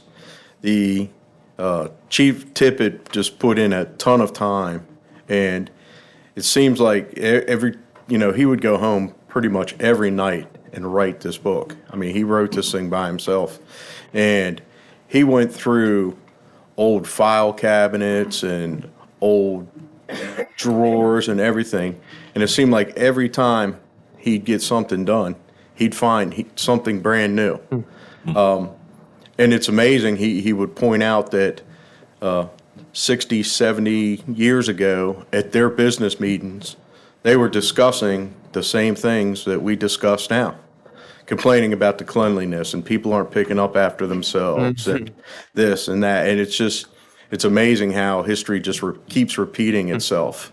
And I bought one of the books, but I have not had I've looked at it, glanced through it, but I haven't had time to sit down and really go through it. But you've been a little busy at the fire department. Yeah, it's quite the accomplishment what he's was able to put down in that book. Like I say, they are for purchase. If I think the Bayside History Museum has some, or you can come out of the firehouse and get them. Chief Tippett put this whole effort out from his pocket, so he fronted the book and he paid for it and everything. So if you go and buy it and they say make the check out to John Tippett, he's not committing any fraud or anything. He's not making a profit off of it either. If there is any money that comes out, it's going to go back to the firehouse. He wanted to do a hardcover book, which would have been outstanding, but it would have been, I think the publisher said $300 to $350 a piece. So unfortunately, we couldn't pull that off. Right. Well, thank you. And there is a copy of this in the back. If any of you here that are visiting tonight want to take a look at it, just look at it on your way out. So, yeah. In other words, see them before you buy them. But but I would encourage you to support the fire department. I mean, it's instrumental here in the town, and then of course I have a special connection to the fire department because I did have a house fire that put me out of my home for a year. And I was talking to the previous chief. I'm trying to think of his name. Chris Mills, Chief Mills. Yeah, he told me at the event that if we had been, if the call had gone in just another minute or two later, my house would have burned right down to the ground. And you don't realize how valuable the fire department is until you have a fire. Unbelievable. I mean, because we were out of our house for an entire year to rebuild it. And my house is a duplex, so it's attached to another home, and the home that was attached to it wasn't damaged at all. The people and they're volunteers. They're all volunteers. So I can't say enough about how lucky we are to have the North Beach Volunteer Fire Department, the first one in Calvert County, located in Chesapeake Beach here. And these people are willing to serve. And another thing that's interesting about that is my great nephew is a professional firefighter for Prince George's County. And he lives outside of the town limits, but with a Chesapeake Beach address, but he is a member of the North Beach Volunteer Fire Department as well. He just recently had a baby, and he's been a little preoccupied. With the baby. We're seeing him more and more every day, which is great. He's great. Yeah. So again, a round of applause for North Beach Volunteer Fire Department. Thank you. Another interesting thing in the book is there's a lot of pictures of the town from way back in the day. So if you just like history and nostalgia to see what this place used to be, there's a lot of pictures in there of that also. Yeah, that's great. And I just want to comment, the carnival is really well organized. I'm seeing a lot of positive feedback on that. I took my kids last night. We had a good time. And I understand that the fire department gets a portion of that back, so. Yes, yeah, it's, well, we're hoping that it comes somewhat close to being able to offset the money we've spent on this 100th anniversary. Oh, okay. Because we've had to spend quite a bit too. We had a gala over here at the Rod and Reel that wasn't cheap, but it was, we're only going to see 100 once. Yep. So we decided we might as well do it up. But the shout out to Will Callis, one of our members. He has been working on this thing for a year, and I've been working with him on a lot of the stuff, and just the amount of time and effort that he's put into it has been incredible. And so far, I honestly haven't been down there yet. I have had everything this week. I've had to take care of different things. I had to go to a seminar last night, wife's birthday tomorrow night, Orioles game Saturday. I don't know if that's going to happen or not, but everything I've heard has been really, really good feedback on it. I take my word for it. Because I've been there apparently more than you have. Yeah, you've had.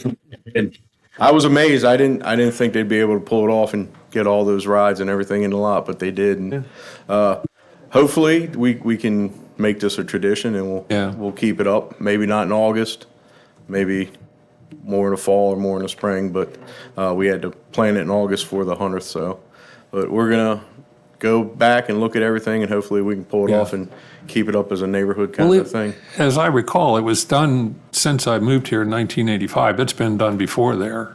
It has been done at the firehouse. I never saw it at the firehouse. I've been here for about 20 years, and I remember taking my daughter down to the gravel lot down there when they had the carnival down there. But they did do it at the firehouse, and they pulled it off again. So. Yeah. That's great. Well, congratulations. Thank you. And please extend the council and my great congratulations back to the chief and everybody that's responsible. Will do. Thank you. One other note for the mayor's report.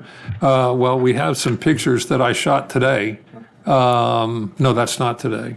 Because it's down further than that. But that's some pictures I shot of the construction or demolition that's going on at the water park. And the only place that you can take pictures is through the fence right on the street, because the rest of it's got a shield around it. Yeah, and that one looks like it was today because the top of that was down. But I shot a lot of stuff, but these are the ones that we picked to show you tonight. Okay. Oh, that was a video. Oh, it didn't play it up there. All right. Well, then the only other thing I have to mention is a couple of birthdays. This coming Saturday, you've heard of Roland's Grocery Store. Roland himself, Roland Pelletier, will turn 88 years old on Saturday. And you can always find him at the American Legion. If the black Cadillac SUV is up there, Roland is there. And he's there a lot. There's a little story about Roland that I'll share with you. It is working. Oh, you got it to work. You're good. But just let it roll. Roland, when I was, after my 1 year of college, I went to drive a truck for my dad for delivering newspapers in Washington, D.C. and in Rockville, Maryland, 2 different times. And the Washington, D.C. route that I had was Southeast Washington on the inside, away from the Anacostia River, up toward the Capitol and so forth. And on, I think it was either 4th or 7th Street and Pennsylvania Avenue Southeast, there was a delicatessen there that was one of my stops where I put newspapers, okay? And it was called Roland's. And yes, it was Roland Pelletier. And so, and his family. And so I didn't get to know him then, but when I moved here and then the store was built, I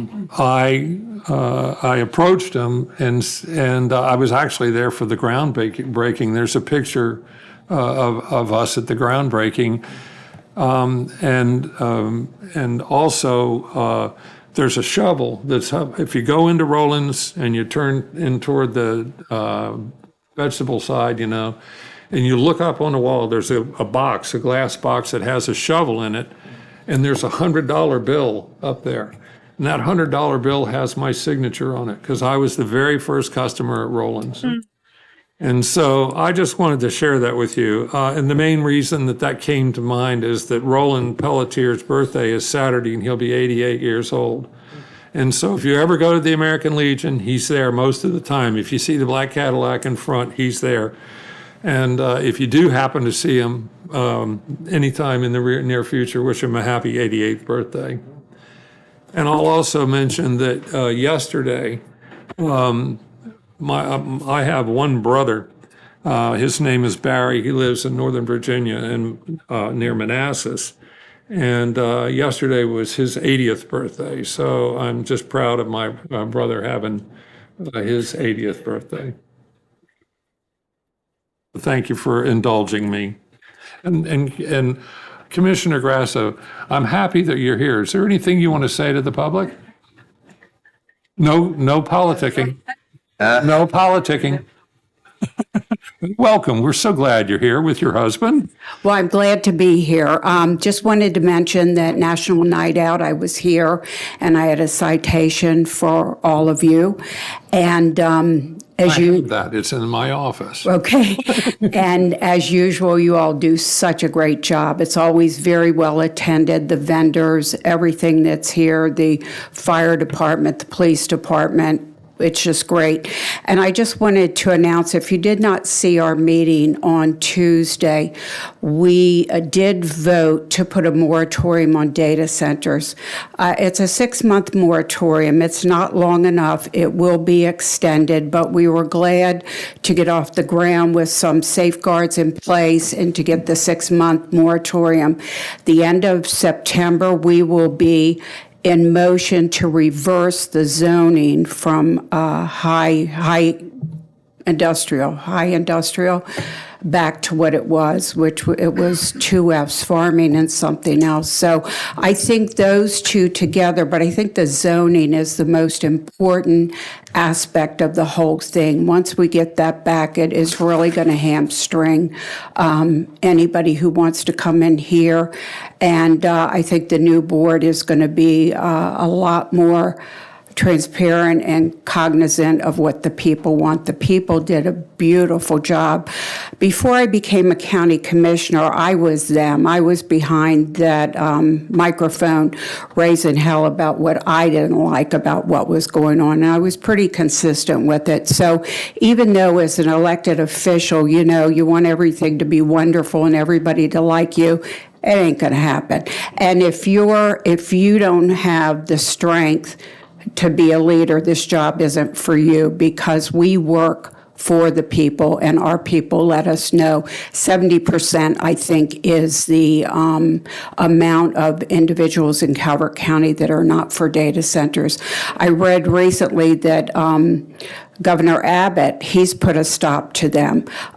His parameters are he doesn't want anything else in his state unless they bring their own electricity and their own water source. And one thing that I thought was very interesting, he does not want data centers in rural locations. Hello, that's Calvert County. We are 100% rural. So I hope everybody's happy with that. I'm so glad that we were finally able to get that through. Dr. Jeanette Wysocki, she's on part of our environmental commission, and they gave us some really good advice that was not taken, but now there are reversals, and I told her I'm going to need her help with the whole board, is because what we want to do, what we want to have in place is studies that are not off the shelf, but studies that are unique to our small county, our county that is a peninsula. So our studies will be done just for Calvert County. So I think that's really good news. Also want to say that our sheriff's department, our sheriff's deputies are second to none. They keep us safe. I can't say enough good things about them. And also, I've been very fortunate to participate in all the 100th anniversary activities with the North Beach Volunteer Fire Department. It's a great group of men and women. I have always, since I've become a commissioner and got to know them better, I have always been a great admirer of them. They have a cadet program. They have young people who are there. I've seen the older people say, did you do this? Did you do that? And I think to myself, what a great discipline for them. What great examples for them to work with the men and women North Beach Volunteer Fire Department. I can't say enough. I think that's about all. Thank you all so much for the job that you do. And as I always say, I work for you. That's why I make the big money. So if you all ever have anything that you need me to help you with, anything you're a little ticked off about, anything you're happy about, don't hesitate to call me, because I work for you. Thank you so much. Well, thank you for joining us tonight. Great to see you. Great to see you both. All right. We'll call that the end of the mayor's report. Now we're going to move on to resolutions and ordinances. We have... Mayor, if I would ask, I would like to ask a clarification question in regards to this before we get started on this, in direct relation to that May 21st, 2026 meeting, in the definition and understanding of a quorum. C306 quorum, a majority of the members of the council shall constitute a quorum for the transaction of business, but no ordinance shall be approved nor any other action taken without the favorable votes of a majority of the whole number of members elected to the council. I thought in May we understood that to be 4, and now tonight we seem to have a different understanding. I'd just like clarification before we start this next bit.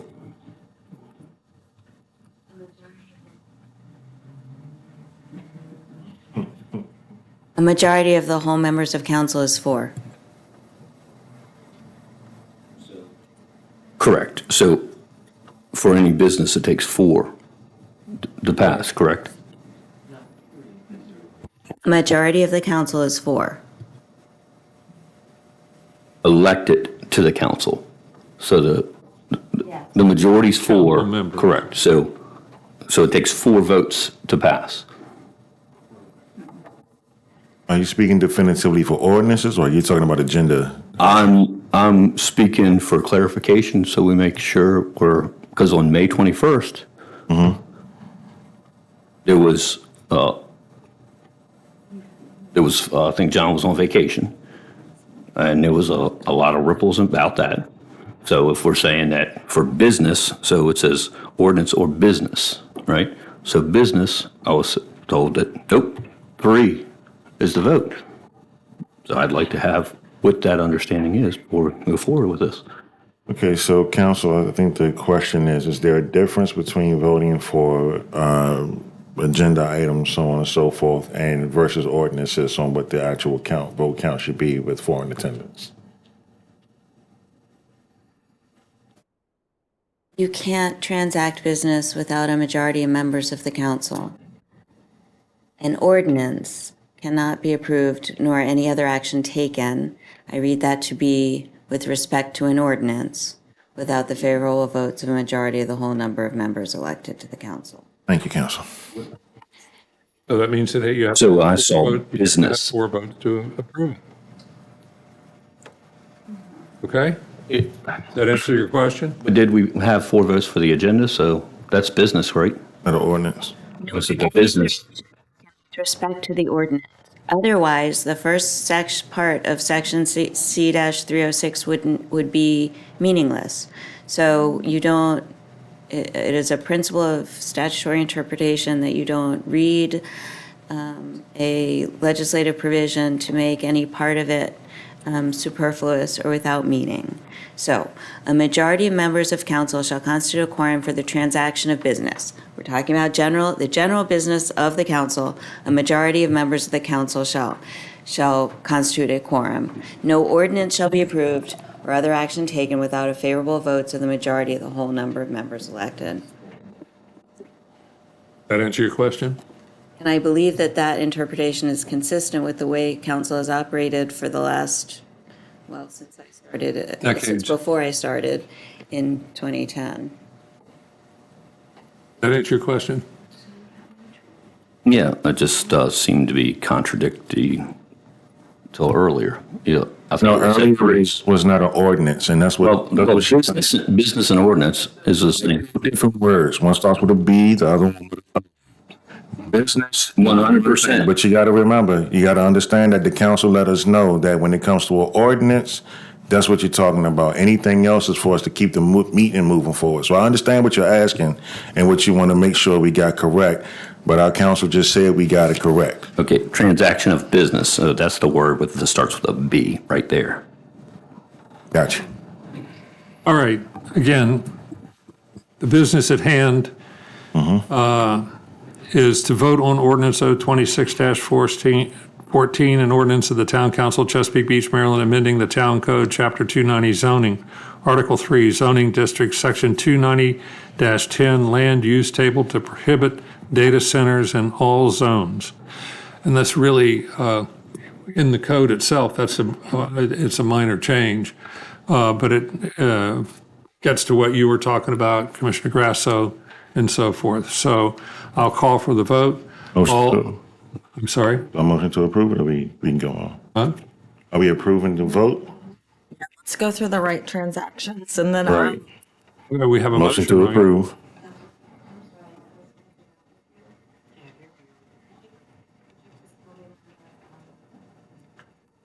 Voting, is the motion to approve that? Yes. Yes, ma'am. Okay. We'll turn the microphone back on. Just on page 4. Oh, of the ordinance itself? No, my comment is on the next one. All right, so we're ready to vote on this? Yes. Yes, to prohibit data centers in all zones. All in favor of? A motion to approve. Need a second. Motion and a second. Okay. I'll second. All right, we have a motion and a second. Here we go. Yeah. Any further discussion? Yes. The discipline we need to, I think, keep on our ordinances where they're introduced and that items written in and are a little bit of housekeeping so that the uniformity is there. This wasn't and isn't all the case. So if we look at the different ordinances, some of them have the introduced, pass, and effective date, some of them don't. I think we should be uniformed when we're legislating. On this ordinance, have we met the legal requirements to enact this? Yes. Any other questions? What was the introduced date? It was introduced last month, right? It was introduced at the last meeting. July 16th. All right. If you look at the end part of the ordinance where it says as certified, it recites the date on which it was introduced. Yeah, there's just a few of them that I had objections to from May that didn't follow that discipline. So that's what, just trying to make sure we're staying disciplined. Maybe we could bring it up in closed session to discuss Bring what, the other ordinances. All right, But we now have- we're talking about this We do have a motion. We do have a second. All in favor of the motion signify by saying aye. Aye. Aye. Aye. Any opposed? No opposed. The motion passes. The ordinance is approved. Thank you. All right, now we're going to introduce ordinance O-26-15, an ordinance of the Town Council of Chesapeake Beach, Maryland, amending the Town Code, Chapter 290 zoning, Article 3, zoning districts, Section 290-11, conditions and standards for conditional and special exception uses to implement certain state requirements regarding accessory dwelling units. We'll set the public hearing for September 17th at 6:15 p.m. Alyssa, was this the ordinance? Yes, I just, there's just a typo on page 4. So there's, and it's because I deleted a section that you all had asked me to delete at the work session, and I left an or there, a straight or, at the end of 3A sub 2 on page 4. Oh, yeah. We just cross through that. Also, the table on page 2 for the 0.5 EDUs. I think that 501 needs. It's supposed to be changed. 651, right. I think that would be, they can fix that before the next meeting, right? Or, We fix these things before you vote on the introduction. oh, I see. That's better. We don't have to show it as interlineation, so that's just why I brought it to your attention. If you, having noted that, if you would, when you introduce it as perfected, as we've just said. In those two respects, that the or will be removed and the 501 in the chart will be changed to 650. I thought we had a consensus to remove M, letter M as in Michael, 1M. I thought we had a consensus on that at the work session.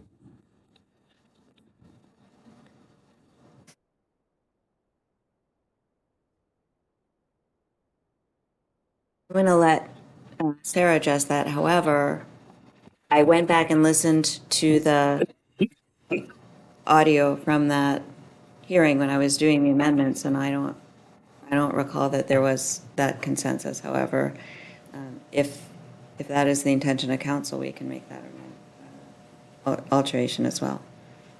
Sarah, did you have something you wanted to say? I was just going to say that there is an extra period in front of the 0.5 EDUs. I don't know if that matters or not. But since we were fixing things, I do not recall whether there was consensus on this piece or not. I do recall, saying that I had been presuming that the state put this in here for a good reason, and have been spending lots of time trying to think of what that good reason is, right? And leaving it in out of an abundance of caution. But I have not been able to, in the last 9 months, come up with why it's there. So if you do vote to remove 1M about the alley access for converted accessory dwelling or converted structures, I have not been able to come up with any negative impacts. So it is up to you whether you leave it in or not. Yeah, maybe if we can have, I thought we had a consensus that maybe take one less thing off the plate for next month. So we just corrected this ordinance and explain how we should be introducing it either now or next time? So it needs to be introduced as a corrected ordinance? Because you haven't introduced it yet, I mean, I don't physically have a new piece of paper to give you, but if you all accept those corrections as editing issues, then acknowledge that what you're introducing is the corrected version. It's not an amended version because you haven't introduced it yet. I'm just, if I had a piece of paper to give you as a substitute, I would. So if we are introducing this, we just agree here that it is in the corrected form as you and Sarah described. Yeah. And then it will come out and be published by the town for the hearing. Proper way, yeah. Corrected. Okay. I would just say that the issue of 1M is different from correcting. And Yes, so that is different. I'm not removing that unless you all decide that it goes. I'm fine for them to motion and vote if there really was a consensus, because Instant replay. I believe there was a consensus on that. right, so if. Probably save us some you'll have time it next again. month.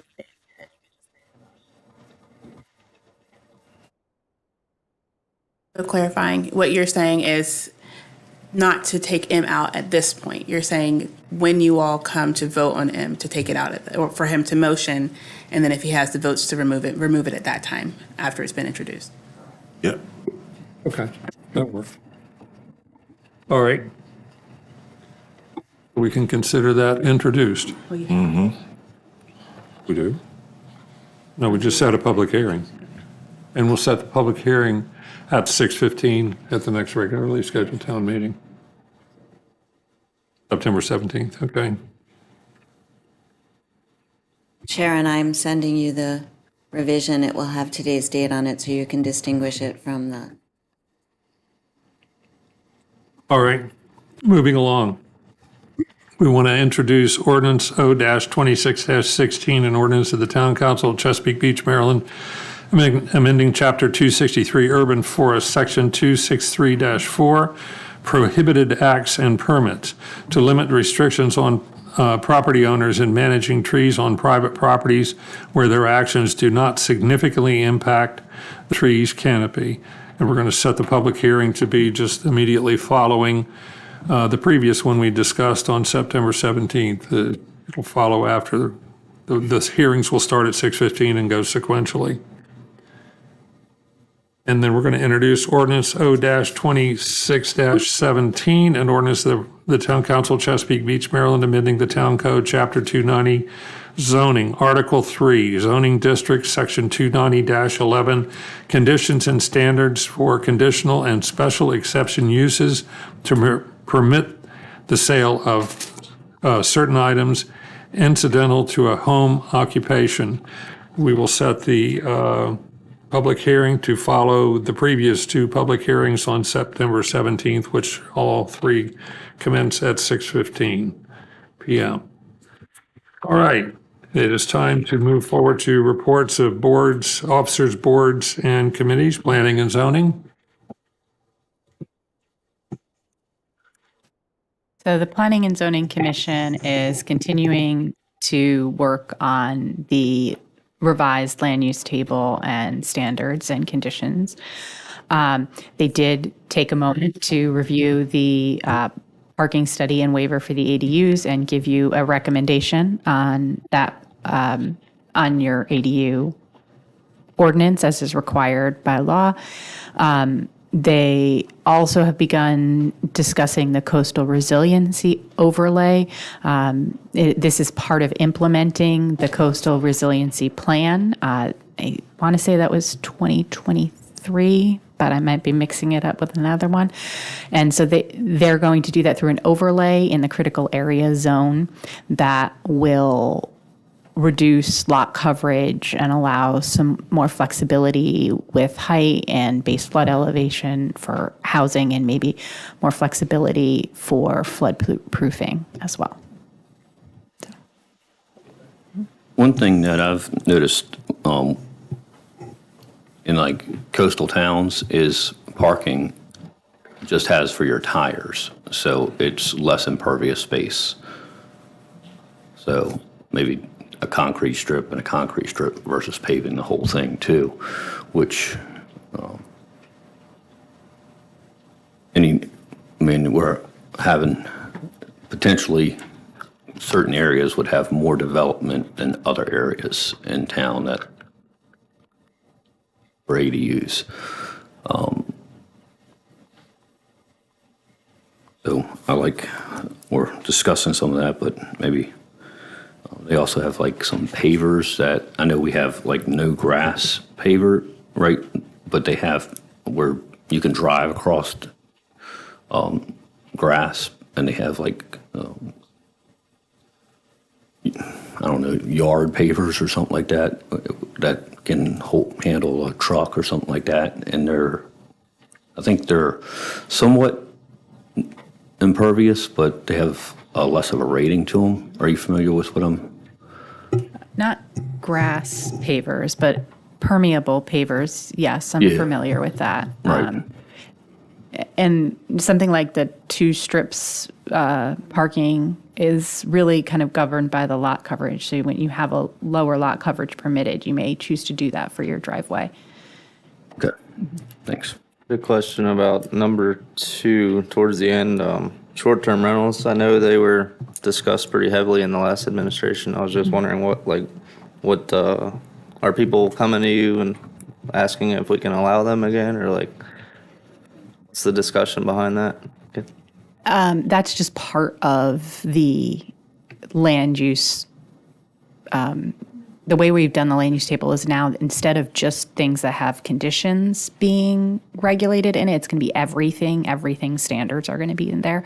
So they just want to discuss the short-term rental standards and get those solid for you all. I will say that the most frequent short-term rental requests I get are permit consultations, people who would like to build an ADU and rent it out as a short-term rental. And so that concern comes from, Right. yeah. Okay. Thanks. Anything else? Planning and zoning? All right. Let's move to the Board of Appeals. No hearing was held, so we're done with that. C-Box. Hello there. How are you? I'm good. You have the report. The only thing I would say is we are starting to kick into gear for the 5th grade field trips. They start in 2 weeks. We're getting the oysterarium all set up. We've got our spat ready to go, and we'll be out next week actually getting the live spat into the tank and running the pump and the water stuff. So we're good for that. That's what we're working on. That's great. I remember when we started it. Yep. A long time ago. So thank you. Anybody got questions? Anybody got any questions for Steve? Is there anything you need from us to make your job easier this season? This year, this time, no. Nope.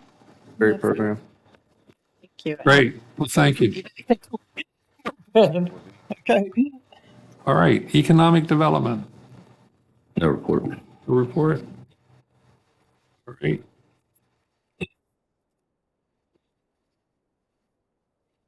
Green team. Green team. Green team. Okay. Oh, I saw Jan in the audience and Sue, so I assumed one of those two wanted to speak. Up, Jan. You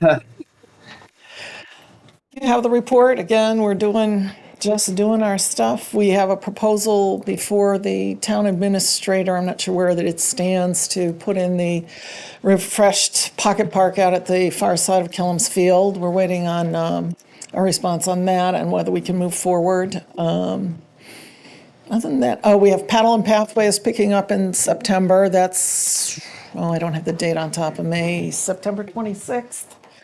I believe that the registration form has been put out it's actually run by Parks and Rec. We do it in conjunction with them, but they take the lead on it. They have a registration site set up if anybody wants to register to come help us out that day. They will be running kayaks up the creek to do that part. We've got people who are going to be working the trail. We have people who will be doing the whole community center and Kellums Field cleanup, depending on how many volunteers we get to come out and help with that. So that's coming up soon.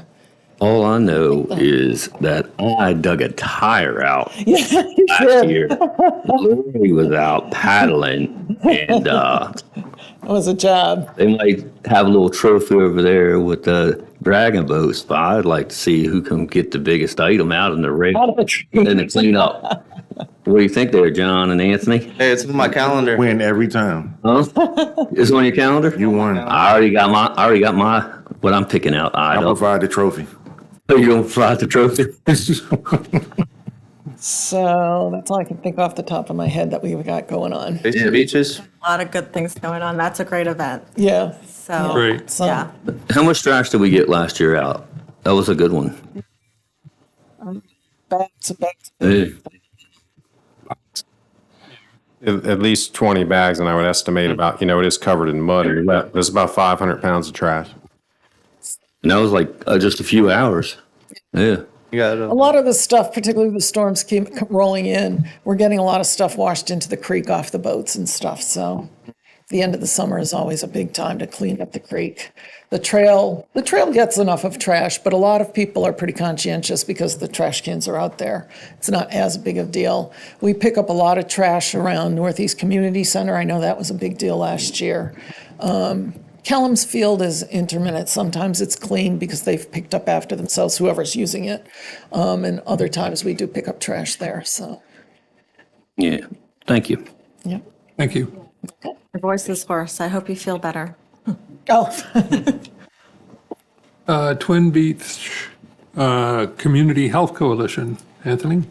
Yes, so we did just have the Uplift Calvert Wellness Festival. We had a morning with exercises outside. I did the peach and boxing, but I did not do the yoga and Pilates because I'm a tough guy.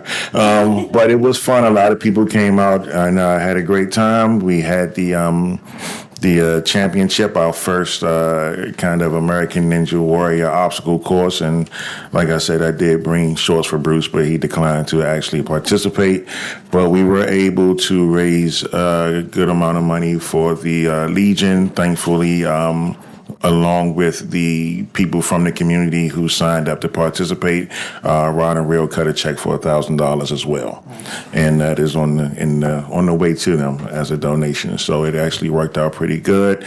The folks of the Legion are very happy and appreciative. And we do now have a Be the One representative here in Chesapeake Beach for anybody who's a veteran that's dealing with problems with PTSD or needs somebody to reach out to talk to. So we were happy to facilitate that and make that happen.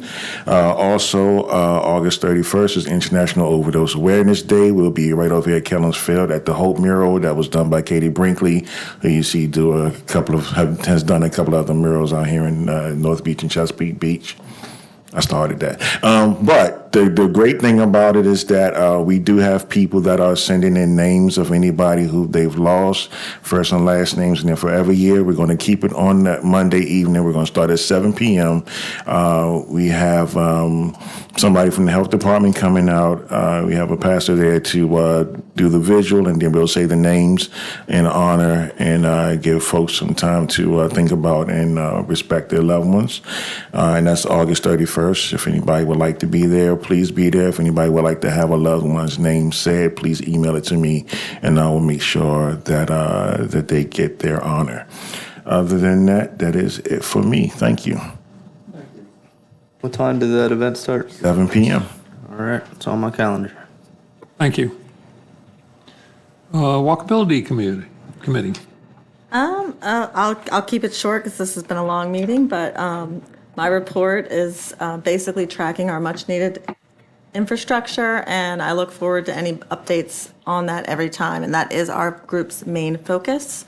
But we also are looking forward to Walktober and coming up with ideas that can support the habit of walking within our community, and we have a new member. She's in the audience. I don't know if she likes to be called out or not, but she brought a lot of good ideas to the table. So our next meeting, we're going to talk about some of the ideas for Walktober and then our next Celebrate Trails Day. And Great. as always, our primary focus is advocating for our very much needed infrastructure, bicycle pedestrian infrastructure. Great, thank you. Water Park, John. Yep. Have you had a meeting recently? We had a meeting tonight for the first time in 3 months, I think. We finally got some movement with the demolition and everything, and I've been coordinating with Jay on trying to get some items to the Bayside History Museum, and we also got some bricks from the old water park we've been giving to the committee members and the community. So if you'd like a brick from the old water park, let me know. I think I would. All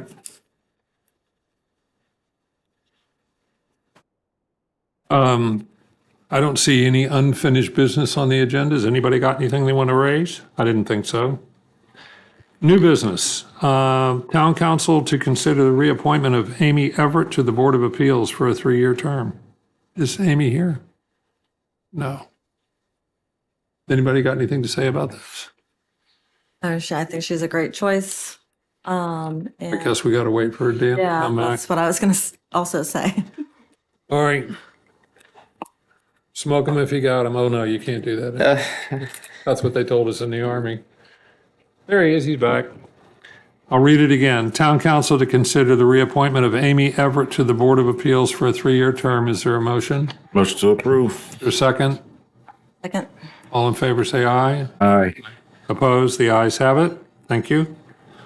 Town council to consider the appointment of Lawrence Taub as counsel to the Board of Appeals, and you're here. That's you, right? Why don't you come back to the podium one more time? And we did meet at the work session. Yes, sir. There weren't as many people in the audience at that time. And just briefly tell us again your background. I know it's extensive. Sure, thank you.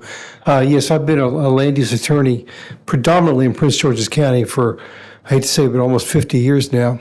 But in the past number of years, I've also served as the city attorney for the city of Laurel, in which time I've advised the Board of Appeals. During my practice years, I appeared before the Board of Appeals. I've also been counsel to the Board of Appeals in Sykesville in Carroll County. So I've had good experience on both sides of the table. Great. And looking forward to working with the Board of Appeals for Chesapeake Beach. Thank you. Is there a motion? Motion to approve. Is there a second? Second. All in favor, say aye. Aye. Opposed? Welcome aboard. Thank you very much. Thank you, sir. Thank you. All right. Town council to consider the approval of the purchase of replacement benches of Veterans Park in the amount of $30,560. Jay, is there anything you want to say about this? Just that their benches we removed, honestly, a while back because they were deteriorating and safety issues. And we looked at other benches and things that would fit and really didn't find anything. So these are going to be from the same provider, Victor Stanley, local. And when we get them. It's about 6 weeks. Once we approve it, make payment, and we'll install them. How long do those benches typically last? They differ. The ones more exposed to the sun are shorter, but the park was built, I remember going there when it wasn't quite done with the original 9/11, so 15, 16 years. That's pretty good for that environment. It is. It's they're not cheap, but it's Veterans Park has a certain style. The teak benches we just ordered for the trail and the boardwalk, obviously cheaper, but it's not the same flavor. Right. All right, is there a motion to approve? Motion to approve. Is there a second? Second. All in favor, say aye. Aye. Opposed? The ayes have it. Town council to consider authorizing the mayor's signature on a lease agreement with BGE for the rental of space on the town water tower. Is there a motion for approval? Motion to approve. Is there a second? Second. Any discussion? All in favor, say aye. Aye. Opposed? The ayes have it. It is time. You're okay? Okay. It was a mental approval. Right, Dan? Telepathy. All right, great. This is the opportunity for public comment. If anybody has anything that they would like to bring to the town council's attention, now is the time to come forward. Is there anybody that wants to come forward? All right, seeing none, time for the lightning round. Let's start with Dan. You mind if I start? I want to say something that's really important, and I think Dan would like to hear this. Do you mind, Dan? But I want to thank, and I know this really goes to what Commissioner Grasso was saying about leadership. Councilman Duval had a good, long conversation with me this week and told me his concerns about how we were looking at the data center, making sure that we weren't just looking at this as a form of appeasement or getting caught up in the fervor of what everybody is looking at from a political standpoint without having knowledge of it. And it's really important to listen to and try to understand and come to common ground with your fellow council members. And I appreciated the hour and 30-minute conversation that I had with Dan, because I was counting, that we got to the consensus that he was able to understand why I really was pushing for him to make the vote that he did tonight. And I really want to thank you for partaking in that conversation with me, giving me the chance to understand where you were coming from and you understanding where I was coming from, because that's something that needs to happen when people who are elected or put in positions of leadership. That's how we lead as a group. This is not a solo effort. This isn't something where somebody should be calling another person out or making them feel uncomfortable or saying what they should be doing or have to do. We have to work together. So I appreciate you taking that time to really talk to me and us coming to a common ground so that we can do this for our community. So thank you. That's it for me. Thank you. Anybody else have any comments to close with? Laura? Yeah, I have written out some comments. Is it 4 pages?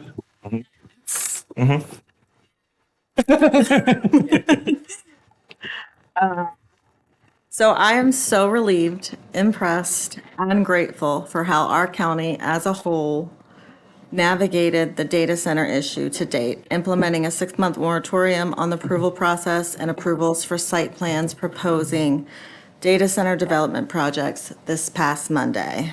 Thank you.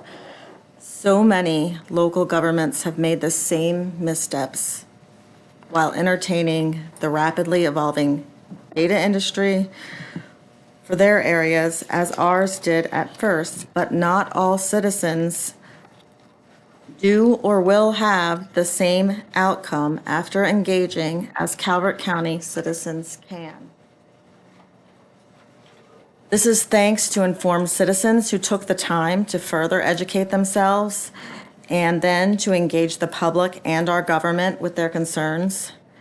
It is also thanks to leaders of all types and from all corners of the county being willing to lend their skills, influence, and wisdom to the cause of protecting our county, the Chesapeake Bay, and its tributaries. And it's also thanks to elected commissioners who are willing to prioritize the voice of their constituents. And we are so lucky for that. I can't think of a better testament to America's 250th anniversary than what I witnessed in the Board of County Commissioners meeting on Monday from the citizens, from the staff, the county staff, from the elected leaders who will remain sitting, and the elected leaders who will be leaving. It was a class act, and it was the outcome that we needed, and that people that worked very hard petitioning their government deserve. It is a very complicated issue. We do have a unique county, and it's precious, and I'm really glad for that vote and all the actions and immense amount of work that led up to that vote to protect our county. So thank you to all involved. I enjoyed being a spectator of that. I followed it, but I didn't have to do anything because everybody else was already doing so much. So thank you to all involved. Yeah, I agree. I'm glad the public is showing up. I'm glad like our meetings seem to be getting more well attended, and I hope that people feel that they have a voice and they can come to us with their concerns, and I hope that we can address as many as possible. That's it.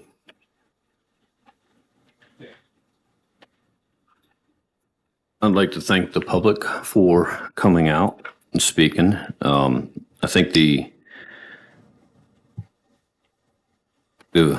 role of a elected person is to be a collective voice of the body.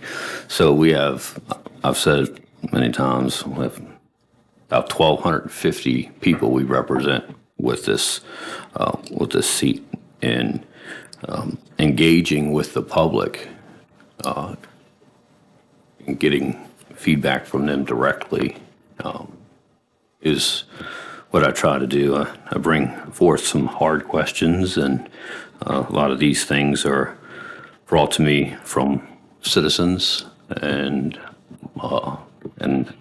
residents and constituents, and I've tried to hear them. As Anthony said, spent an hour and a half on the phone with him to make sure that we weren't doing something that would have inverse actions. You know, the county, I appreciate on Tuesday, you're being to set the moratorium, and it's, for us, it's simple. We don't have it that complex. We can just say the geographical area just does not fit.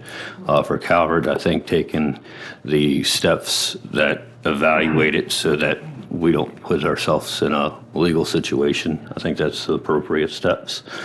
I like how outspoken Calvert County is. You know, we we are very strong, and we vote strong in the primary. I think that's one of the things I'm most proud of, is how strong we vote. And I don't know, have a wonderful Labor Day weekend. That's coming up. Happy Labor Day.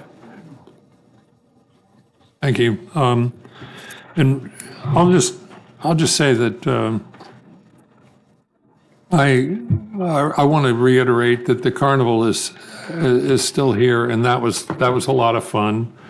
And then also recently, the hospital had the Soiree by the Bay event at the Rod and Reel Hotel, which I was able to attend, and or decided to attend with my wife.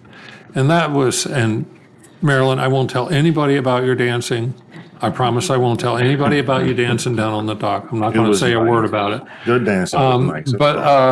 But it was a lot of fun, and I haven't heard any results from Bob Carpenter or anybody else about how much money they raised for the hospital, but I suspect it was pretty substantial.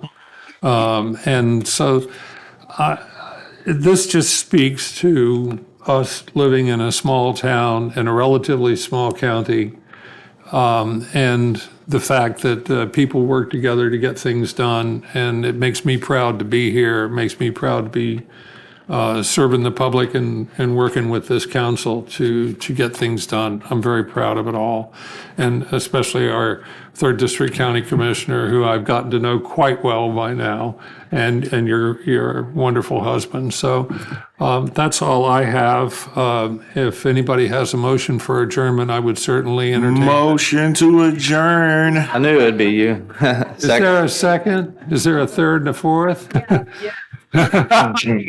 All in favor, say aye. Aye. Opposed? You'd be nuts. Thank you all for being here. Council members, thank you for your participation and your hard work.